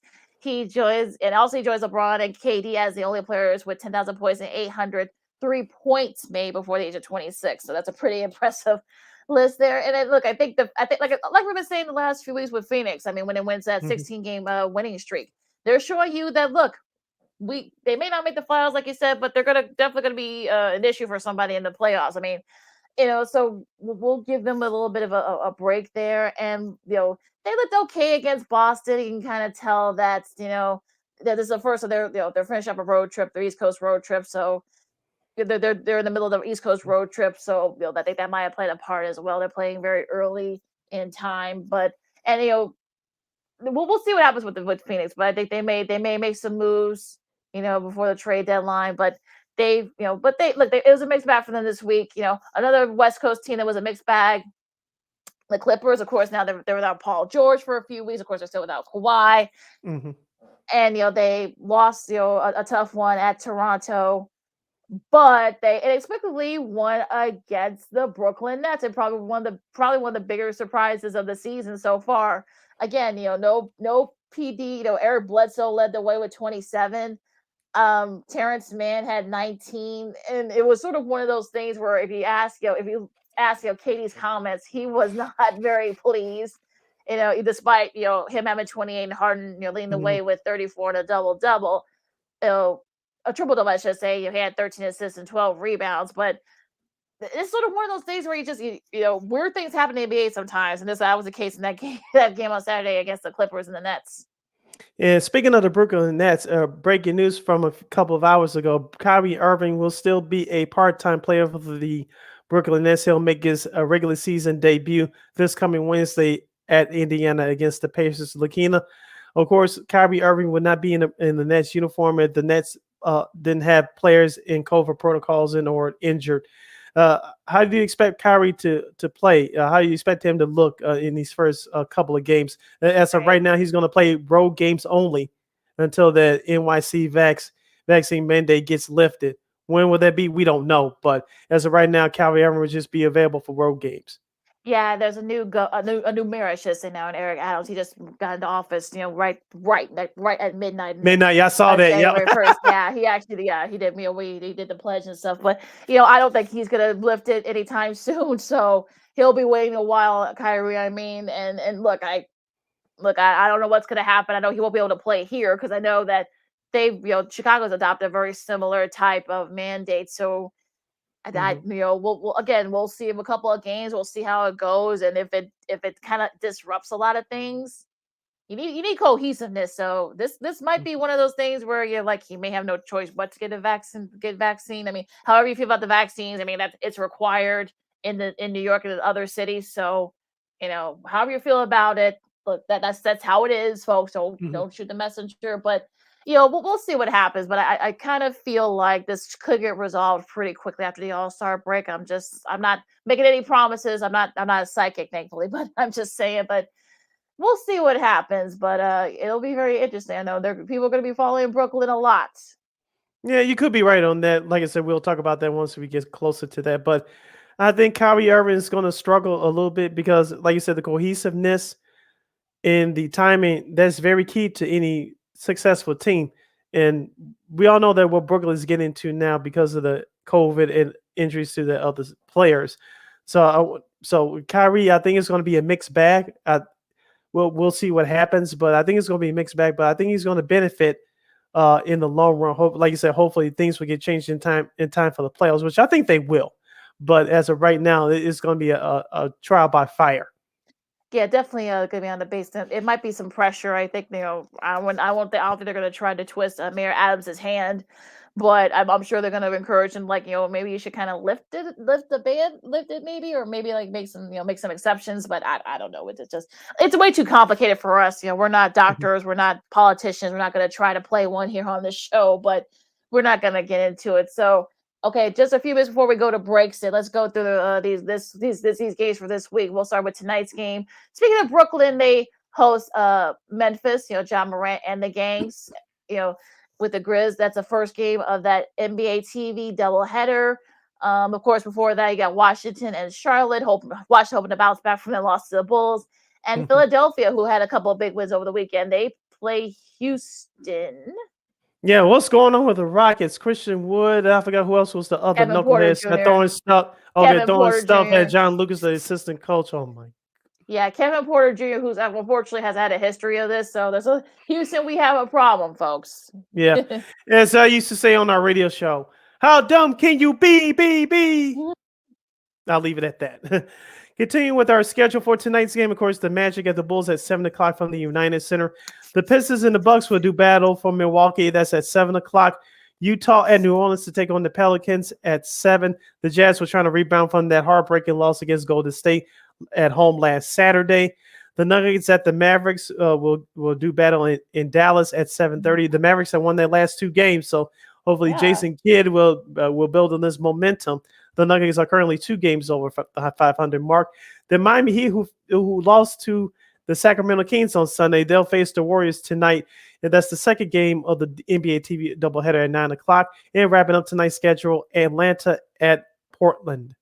And Minnesota and the Clippers. Don't forget about that one. Also to our girl Alana's probably. I remember she said she took a nap right before earlier this morning, so she could stay up to watch that Golden State game. I'm sure she was not very happy with that loss over the weekend. So hopefully Miami can bounce back.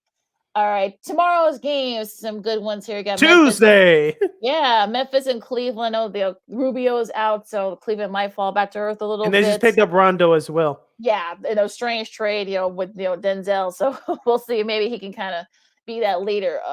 San Antonio and Toronto, they're finished up their East Coast road trip. San Antonio is Indiana and New York. The Knicks have kind of been up and down lately. Denzel Valentine, former Bull, who got traded from the Cavs to the Lakers, but they got traded to the Knicks. I don't think you're going to be seeing him. I don't think Tibbs is going to play him. I'm just saying. The first game of the NBA TV doubleheader at 6:30. The Phoenix Suns will do battle with the New Orleans Pelicans at 7 o'clock. The back end of the NBA TV doubleheader to wrap up the Tuesday schedule will be the Sacramento Kings at the Los Angeles Lakers at 9:30. So that's your schedule for Tuesday. Update here. These are Wednesday's games. You got Detroit and Charlotte at 6 o'clock. You got Philadelphia and Orlando. That could be a trap game for the Sixers as well. Houston and their weird drama. They play Washington. San Antonio and Boston. That should be a good one. And Brooklyn and Indiana.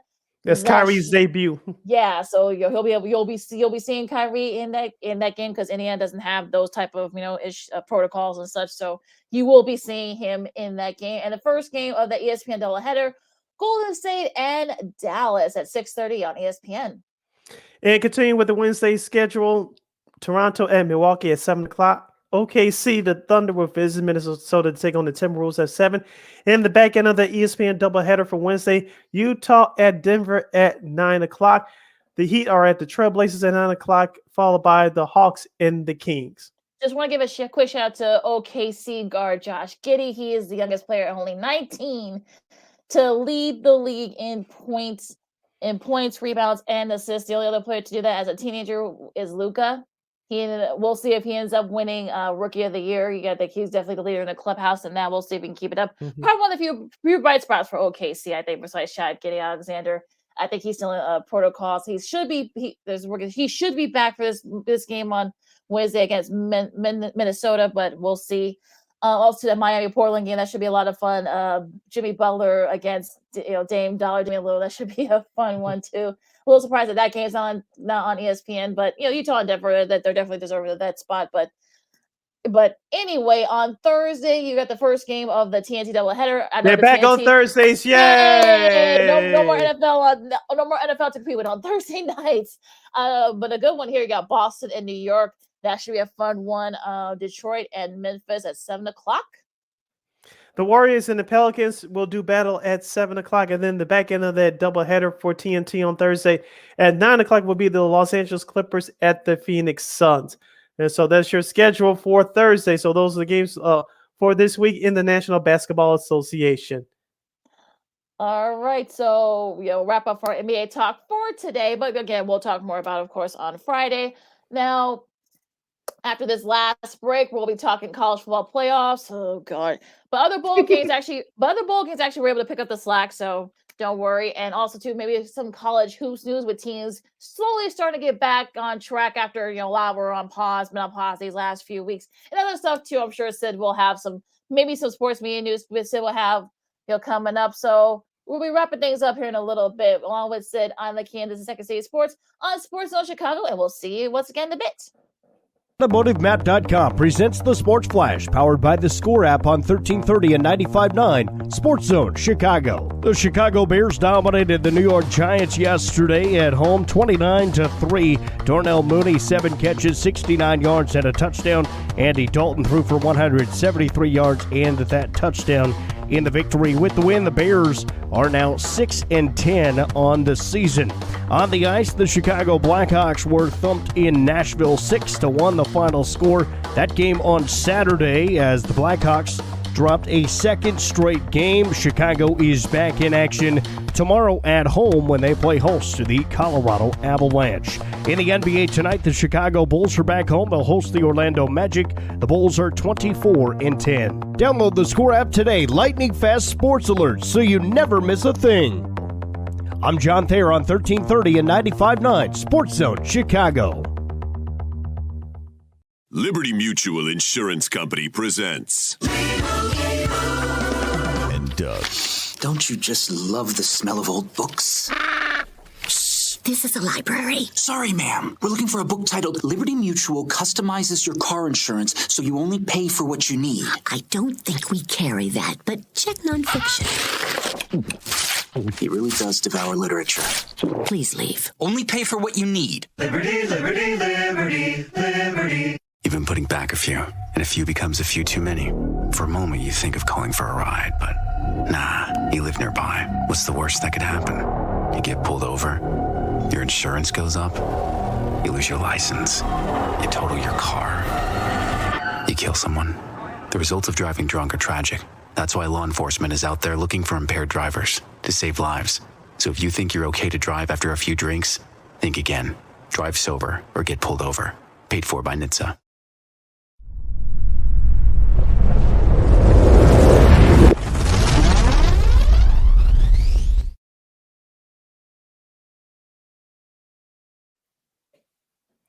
Welcome back to Second City Sports on the hashtag Bears Victory Monday, I guess. We're live in 11 color right here on Sports Zone Chicago. See you, Lakeena, and with you. Wrapping up today's show for Monday. We got less than a half hour left. Lakeena, let's go to college football. Which game do you want to discuss first? The national semifinal or the Rose Bowl? I'll let you take it from here. Well, since it was actually a good game, I'll say that. Well, depending if you're not a defensive person, then this was not the game for you. But the Rose Bowl between Utah and Ohio State, Utah jumped into a pretty big lead early on. And look, I know that Ohio State was losing, missed out a lot of their guys because some guys decided to opt out, which we'll get to that discussion in a second. That was a big discussion over the the weekend, I should say. But it's actually a pretty good game. Look, I think the Ohio State defense, very young. I know they got a lot of freshmen and sophomores, but they were able to kind of slow down Utah and did what they could to try and slow them down, and they did just that. They had a couple of stuff again. Chris Olive, who was one of those players on the offensive side that decided to opt out. And like I said, understandably so, but Jackson Smith-Njigba and Marvin Harrison Jr., yes, he is the son of that Marvin Harrison, Hall of Fame wide receiver, each had 3 touchdowns apiece. Also, too, Smith-Njigba had 347 receiving yards. That's the most for, that's among the most for the Rose Bowl, in one game. Also, in one game in general. Utah, we talked about, some of the tragedies that happened during the season. They lost a couple of players, back-to-back weeks. They were to kind of pick things up and won the Pac-12 championship and got to the Rose Bowl. Played a very good game, but Ohio State, 14-point comeback is the third largest in Rose Bowl history. Jackson Smith-Njigba's performance was the best in that tie for the most, in that bowl game. Again, it wasn't the best game defensive wise. But they did just enough to win it, and also too, Marvin Harrison Jr. His dad actually did not have a 3 receiving didn't have 3 receiving touchdowns in the game when he was at Syracuse. He did it, I think, like 9 times when he was in the pros. Marvin Harrison Jr. has already done it in the Rose Bowl too. I think he's only a sophomore, or freshman or a sophomore. So you'll be seeing more of him next season. Also Jackson as well. So things looking up for Ohio State. They didn't have the best start, but they did pretty well. They finished it up. So they ended their season with the 11-2 mark. C.J. Stroud was 37-46 with 573 yards and 6 touchdowns.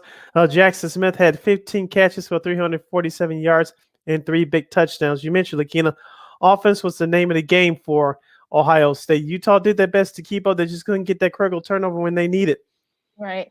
And they did earlier in the they forced some fumbles. They had one of them had an interception, but unfortunately they late when they really needed it they couldn't get it. So and Ohio State was able to their young defensive unit was able to kind of when they got into a rhythm. Like I said, a lot of these guys that have not started this year because of course the guys that that pulled out. But look, I think that's what you need to do if you're your team like Ohio State. You did what you could to try to pick up the slack, and they did just that. Any other bowl games surprised you on New Year's Day? No, I just want to give a shout out to Oklahoma State with one of their biggest comebacks. 17 points in the Fiesta Bowl. They scored 23 unanswered. Of course, Notre Dame got a garbage touchdown late, but that they were able to kind of recover there. The onside kick that Oklahoma State did, and did just enough. Michael Rodriguez, who you're going to be seeing a lot. You're going to be hearing his name a lot, due to combines and stuff.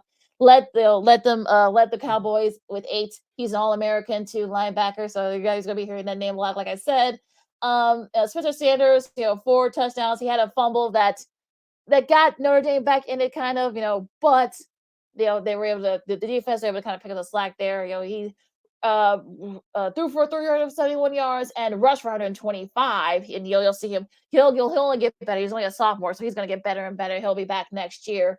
And look, I know some guys from Notre Dame, some of their top guys, opted out, but they had a big lead. They're now 0-8 in New Year's 6/BCS Bowl. So, yay, Mike Gundy. Michael Gundy said this is probably the biggest win in his career. Probably the biggest win. It says he is an Oklahoma State grad. He's Oklahoma State grad, so he's won a couple of bowl games, big bowl games. But he said that this was probably the biggest, for the Cowboys in their history. So. I'm a man. I'm 50, and I be doing the Dame. yeah, you can say that now. Baylor had a nice performance at Sugar Bowl. Matt Corral, twisted his ankle, so he wasn't able to play. I think that could have been a lot worse.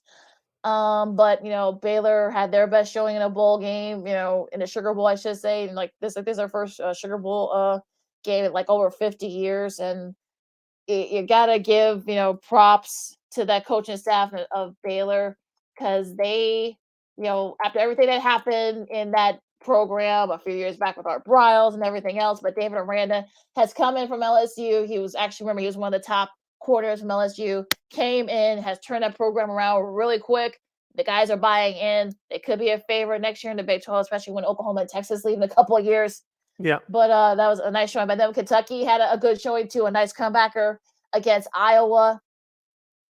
In the is that the Citrus Bowl? I want to make sure I got my bowls. It was our girl Lisa Bergamini, who is an Iowa grad, was not very happy with this result. But and Maya Kai of Sports Zone Chicago. Yeah, I don't think they were very happy with the result of that game with Kentucky coming back to win. But they were up late, but then Kentucky was able to went down the field and were able to score the game-winning touchdown late in the final second. So that ended up being a nice. When they're also Arkansas, being Penn State, I know a lot of, again, Penn State was out some of their guys, but, the Outback Bowl, but Arkansas looked really good in their bowl win. Clemson looked really good in their bowl. So, look, like we've been saying, there have been a lot of bowl cancellations. So if any bowl game that gets played, is a win. So, but I think these bowl games are good, and now we can get back to the also Central Michigan. Shout out to them. They got their first bowl win, holding off Washington State in the Sun Bowl, which is weird because they were actually supposed to have been playing in Arizona, but their opponent had to pull out because of COVID protocols. Washington State lost their opponent, Texas A&M, due to COVID protocols. So they ended up, they were in the region, so why not? Let's play each other. And look, the Chippewas took it full advantage and, was able to pull off the minor upset in the Sun Bowl. Now we can talk about the playoffs. Yeah, the bad and the ugly. Of course, last Friday on New Year's Eve, the first game of the Cotton Bowl Classic in Dallas, Texas. It was number 1 Alabama dominating the number 4 ranked Cincinnati Bearcats 27-6. Bryce Young for Alabama, 17 of 28, 181 yards and 3 touchdowns. Of course, Brian Robinson Jr., 26 carries for 204 yards for Alabama. And the star wide receiver, Ja'Cory Brooks, 4 catches, 66 yards, and a touchdown. Lakeena, I wasn't disappointed by the final score. I thought Cincinnati would at least score one touchdown. They kept it close for a half, or perhaps even first half of the third quarter, but Alabama did the things they had to do to close that game out down the stretch. Yeah, yeah. You thought that maybe since he was kind of like, they had opportunities. They had a couple interceptions. They thought, okay, maybe they could make a move here. They didn't, and I think that was also too inexperienced, I believe. So they weren't able to capitalize on that. When you thought that maybe they were kind of, maybe they would kind of get into it, but they couldn't. And like I said, Bryce Young, 3 touchdowns. Brian Robinson Jr., who had to wait his turn. I think he's a senior now. He's a junior or a senior now. I think Najee Harris, of course, last year and such. So he was not, didn't really see the field too much, because of all the depth there. But the good news is that he was able to kind of capitalize to 204 yards. But I think it's got to be a record in the Cotton Bowl, or right up there record wise. So they looked really good, and we're gonna get a rematch of Alabama versus Georgia. Yay! And speaking Whoopee. of Georgia, in the Capital One Orange Bowl, Georgia dominated Michigan 34-11. Mr. Bennett for Georgia, Stetson Bennett, 20 of 30 for 313 yards and 3 touchdowns. Zamir White for the Bulldogs had 12 carries for 54 yards. And Mr. James Cook for Georgia had 4 catches, 112 yards, and a touchdown. I saw your tweets on Friday, Lakeena. I did turn to him for about 2 minutes. Michigan, did someone tell you that the game started? They did not show up. Well, I think Georgia wanted to prove to folks that, yes, folks, we were in this game. We deserve to be in it. They sacked K. McNamara. I was more 4 disappointed times. in this one. Good grief. Yeah. I thought Georgia would win, but like Michigan, I thought they would give a better effort. It just didn't happen. It didn't really happen, and they were kind of just outmanned. Like I said, the defense sacked their quarterbacks. They brought in JJ McCarthy in for Michigan, but that he did what he could. He scored a touchdown, but it was kind of too little, too late after that. But 4 sacks for that Georgia defense. Of course, led by Jordan Davis, who. Also to Nolan Smith, who had one of those sacks and led the team in 8 tackles, 5 solo tackles, and we'll try to get somebody on, if not Friday, definitely on Monday. You have to preview the national championship game. Yippee! So you get Georgia Alabama Part 3, yay! But you saw what happened a few years ago. Georgia had that big lead now, and it just lost to Alabama in overtime. Then you had Alabama just mauling Georgia in the SEC championship game. So we'll see what happens next Monday. Like I said before, we'll talk about it. We'll try to maybe get somebody on to talk about it. But I'm like, oh goody, yay, Georgia and Alabama, yippee! Yeah, All Nick right. Saban, a career 92 record against the Bulldogs. We'll see what happens there. You're listening to Second City Sports live in 11 color for a Monday first show of 2022, along with Lakeena McGee. I am Sydney Brown. Lakeena, before we get to our big story to close out the show, you have some college basketball nuggets. Am I finally going to get to watch some games? Because I couldn't get to watch any games I wanted to. Right. They have been canceled, postponed. I'm disappointed. Yeah, I've been kind of keeping my eye on it. Not much change in the top. Baylor is 1, Duke is 2. I mean, Duke is still like they're on pause because they've been having various COVID issues. Tonight's game, you got Wisconsin and Purdue on the Big Ten Network. I mean, at 6:00. So if you guys want to check that out, you can. I know Purdue's been just come out of a COVID pause, so they're back. I know Wisconsin has had their struggles too. Maryland and Iowa. Also, that's in the second half of that doubleheader. If Washington and Arizona, Washington has had their issues with COVID protocols too. I think this is just their second game back off of protocol, so we'll see what happens there. But yeah, there have been a lot of, like you said, there have been a lot of postponements due to, like you said, COVID, and also 2 cancellations and such. I know Xavier and Georgetown was looking forward to that game, but Georgetown is now having COVID issues, so that game's been postponed. If tomorrow, Porter Moser and his Oklahoma Sooners travel to Waco to play Baylor. Remember, it's 6:00, so it's an early start time on ESPN2. So if you guys want to check that out, you can. Kentucky and LSU on ESPN. That should be a fun one on tomorrow. Let's see here, a couple other games. I know Seton Hall. I know they're just kind of getting back to the groove as well through COVID. They play Butler.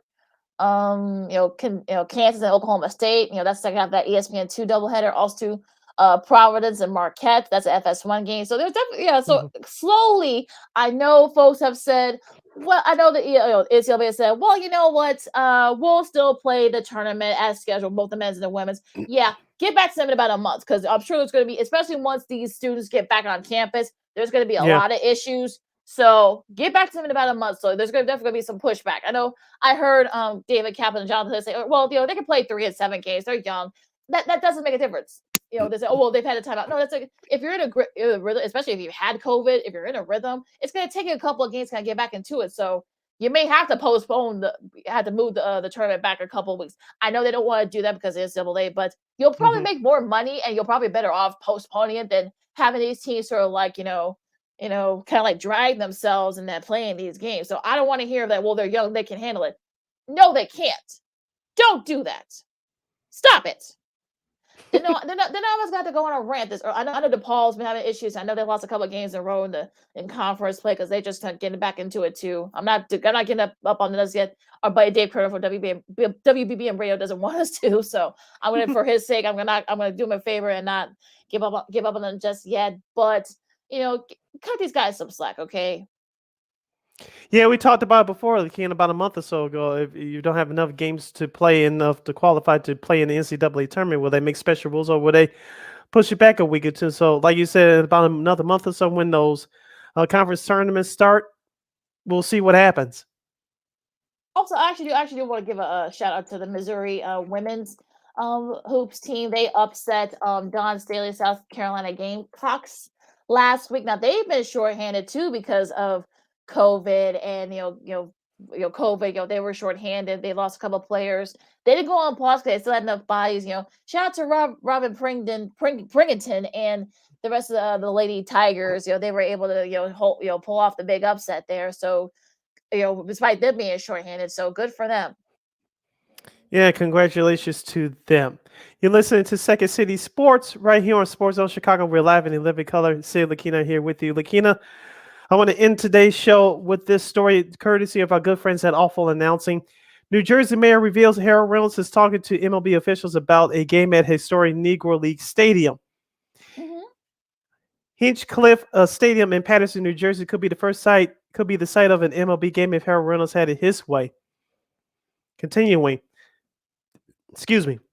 With the success of this year's Field of Dreams game between the White Sox and the Yankees, is it not a surprise for Major League Baseball to look at other unique sites to have a regular season game?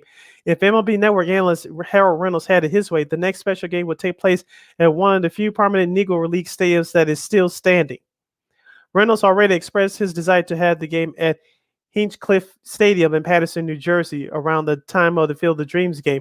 But now things seem to be getting more serious as Paterson Mayor Andre Saye, if I pronounced it correctly, revealed in a social media video that he and Reynolds are talking to MLB officials about possibly having a game at Hinchcliffe Stadium.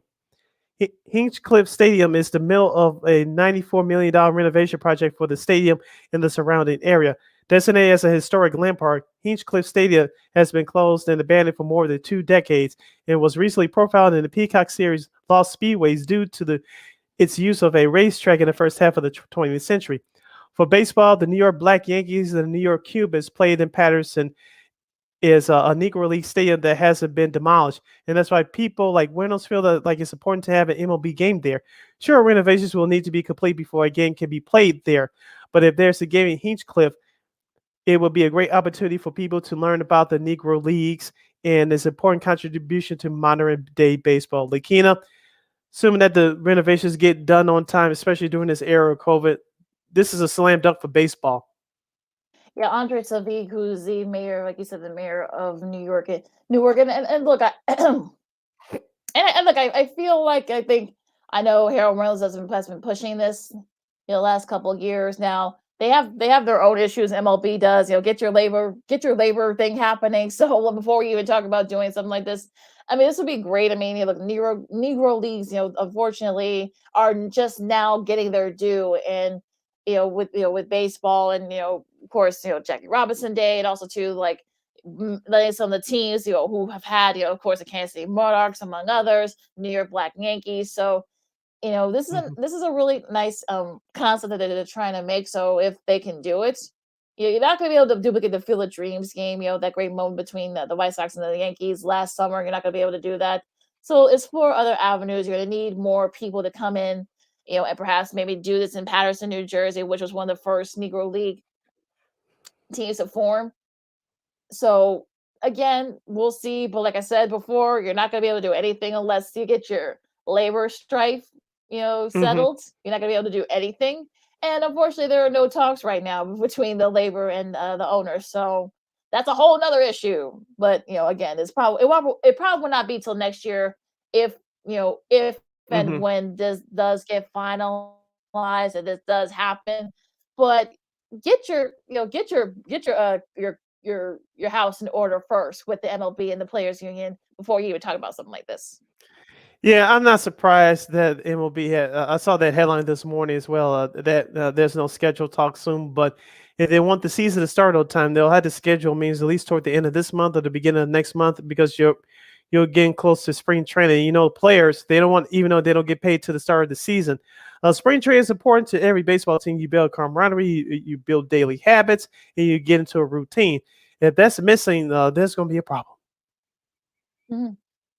Absolutely. And look, like I said, I know Harold Ron. I know I've heard him on MLB Network say that he's been kind of pushing for this, for a while now. And look, Patterson, New Jersey, like I said, is a really good spot for it.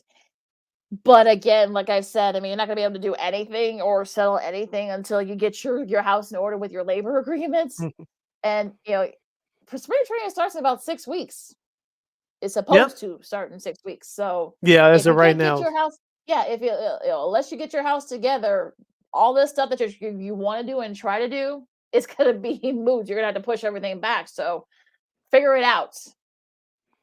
You're listening to Second City Sports on the hashtag Bears Victory Monday, I guess. We're live in 11 color right here on Sports Zone Chicago. Sid and Lakeena here with you. Lakeena, we have a couple minutes left before we close up shop for today. Any final thoughts? Well, ESPN has just posted something really cool about it'll be 20 years since the 2001 Miami football team won their most recent national championship. And they actually go inside the locker room. They actually have a pretty cool, like, interactive, way of some of the various players have told stories about some of the stuff they did in the locker room. And, and also too, when they renovated their locker room and some of the things that they did. So, it's pretty cool. You get kind of like a sort of a bird's eye view of it, with the locker room, and also too with them, probably one of the best teams in college football history. 38 NFL draft picks. They've had like three, I think they've had like two or three guys have gone to the Hall of Fame already, and Andre Johnson Convert will end up being the third. We'll get to that. Hopefully, Mike is that in a second if we got time, but it's pretty cool. So if you get a chance to see it, look at it, take a look at it, go ahead. I think it's gonna be up there all day on the ESPN website. So make sure you guys check that out and just catch up on some some college hoops. Finally there's some games that are finally back on track, it seems. Like I said before, a Yeah. lot of programs have are coming back, from COVID. I know Illinois, is just coming back from their own pause. They've had issues too. So things are starting to slowly get back to normal, and some other things, and we'll see. And also, too, the Pro Football Hall of Fame announced their finalists. Oh, good. We didn't get to talk about because I think it came out after we went off the air. So yeah, that'll be the last thing we talk about before we close up shop. I think Devin Hester's a slam dunk for the Hall of Fame. Maybe a couple others, but well, you read off the list and I'll let you know which ones they're slam dunks. Well, what are you looking forward to while I bring that list up? Hopefully to catch up on some college basketball. Of course, the Bulls tonight against the Magic. I know they'll be off for the next 3 days after tonight. But it's nice watching this Bulls team right now, the way they play, especially defensively. And it's a very exciting brand of basketball to watch. Of course, I'm looking forward to Wednesday's game, the Nets at the Indiana Pacers. Of course, that's Kyrie Irving's regular season debut. We'll see how long he plays, how long head coach Steve Nash will let him go. Will he start or will he bring him off the bench? We shall see. Should be a very interesting, and I'm sure people are gonna be following that a lot. Now I have the list right here of the 15 finalists for the Hall of Fame. You got Jared Allen, of course, former defensive end for the Chiefs, Vikings, Bears, and Panthers. Willie Anderson, who was an offensive tackle for the Cincinnati Bengals, also to the '08 Ravens. Rondé Barber, who's the secondary guy for the Tampa Bay Buccaneers, of course, was part of that Super Bowl. in Tampa Bay in 06. Oh, two. 02, I should say. Sorry about that. Tony Baselli, who was an old tackle. I'm surprised he's on it already for Same here. Yeah, that should be a Jags. slam dunk. The Jags and the Texans. Of course, he played it on IR. Leroy Butler from the Packers, of course, safety, gave the Bears fix. Of course, the aforementioned Devin Hester, the kick return specialist, your wide receiver. Torrey Holt, part of that greatest show on turf, wide receiver for the Rams. St. He Louis should be a Rams slam dunk too. and the Jags. Andre Johnson, of course, wide receiver, of course, from the U, played for Houston, Indy, and Tennessee. Sam Mills, who played in the mid 80s to early 90s for the Saints and also to the Panthers. Richard Seymour, part of those, Super Bowl teams in New England. He also played for the Oakland Raiders. Zach Thomas, who should be in, by the way, I'm surprised he's not. He should be a slam dunk. Of course, played for the Dolphins. Of course, and only played for the Cowboys. DeMarcus Ware played for the Cowboys and the Broncos. Reggie Wayne, played for the Colts, was part of that 06 Super Bowl winner. Of course, they beat the Bears. Patrick Willis, of course, played for the 49ers. Linebacker, also Bryant Young, who played in the early 90s to the mid 2000s for the 49ers, defensive end and defensive tackle. So they're going to pick 5 from this list, and it's actually going to be whittled down even further. So who on this list do you think should get in? Like I said, Hester for sure, Torrey Holt, Zach Thomas, Sam Mills, who I'm surprised is not in there already. He should be in there. I remember him with the New Orleans Saints back in the day. It was him, Pat Swilling.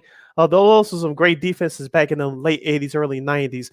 I know he's passed away, but for those of you that missed the Football Life episode on Sam Mills, you could go online and check it out. That was a very good episode. So you got not just learn about him as a player, but learn more about him as a person. So check that out. Yeah, very very emotional. That was I actually was able to check that out too about like a couple of years back. Just what he came from, where they were able to hit at the top, and just his tragic death is it still kind of bums me out that he's not with us still. But look, I've said this to a friend of mine. As for this, I think maybe Zach Thomas should already be in. I don't know why he's not. I don't get it, but again, whatever. Same with Tony Baselli. And Baselli too. Maybe Reggie Wayne. Like I said before, I think unless Dan Pape is gonna vouch for Hester, I don't think Hester will have to wait. I think Hester will have to wait another year. That's just my feeling. I'm not just saying that to be quandary. I'm just saying that look, you know how the Hall of Fame feels about kick returners and special teams guys. I'm just saying. But I think those three I mentioned is really anybody's guess. I mean, I'm sure. I think Jared Allen may have to wait a couple more years. Maybe Willie Anderson. I'm surprised Rondé Barber, who actually didn't even make the finalist list last year. The fact that he made it this year, I think there's going to be definitely some lobby for him to get in. Leroy Butler, I think he may have to wait a couple of years. Torrey Holtz. You got Kurt Warner and Marshall Faulk and Isaac Bruce are already in. So, could he be another guy from that, great show on turf for the Rams? Could he get in? Sure. Andre Johnson, how people feel about wide receivers. The late Sam Mills, he might get in, maybe. Richard Seymour, part of those, of course, the New England teams. Patrick Willis, do you think he played long enough to be? I know he had a really great 7 years, but he only played 7 years. Could it be like the Terrell Davis thing where, he didn't play too long, but his impact was just, it's just impeccable. So does he get in because of that? Maybe. Brian Young, played 13 seasons for San Fran. Was part of that great defense, those great defensive teams for the 49ers. Does he get in? I don't, like I said before, it's really anybody's guess at this point for some of these names, but we'll see what happens. They'll have the final, they'll have the list will come out right before the Super Bowl that during the NFL honors presentation in a few weeks. So we'll right. Yeah, we'll see what happens. And like you said, those finalists will be named during Super Bowl week in the National Football League. Lakeena has been another great show, our first show of 2022. Great job. We talked a lot about the Bulls, the NFL, and so I feel that it's going to be another great year for us here on Sports Zone Chicago. So thank you so much for joining us today. Thank you for your support, and we need your support going forward. So like, comment, share, and subscribe to Sports Zone Chicago, and we'll give you all the other nuggets and tidbits in just a minute. So thank you very much for riding with us as we kick off 2022. Absolutely. And with that said, you can follow me at Keena McGee on the Twitter and at Keno_McGee on the IG. You can follow yours truly, Sydney Brown, on the Twitter and the IG at CK80. Once again, that's CK80, SIDKID80, SIDKID80. Make sure you download that Sports Zone Chicago app. Make sure you follow Sports Zone Chicago on all social media platforms, Facebook, Twitter, Instagram, and YouTube. Make sure you subscribe to our podcast at War on Anchor. We're available on all podcast platforms, including the iHeartRadio app. And make sure you follow War Media at WARR Media on Facebook, Twitter, Instagram, and YouTube. Thank you very much in advance for your support. Like, share, subscribe, and tell your friends. For Lakeena, I'm Sid. This has been Second City Sports on Sports Zone Chicago. We'll catch you on Friday to preview the Bulls and the Wizards, and we'll preview Week 18 in the National Football League. Lots of games and lots of things to still be decided. So make sure you guys check it out with us. All right. So stay warm out there, folks. I know it's been snowing. It's been cold in a lot of places out east, especially here in the Midwest. So, but please bundle up, wash your hands, wear a mask, and just be good to each other. For Sid on Lakeena, this has been Second City Sports on Sports Zone Chicago. And we'll see you. And again, we're back at it Friday. Till Friday. Holla!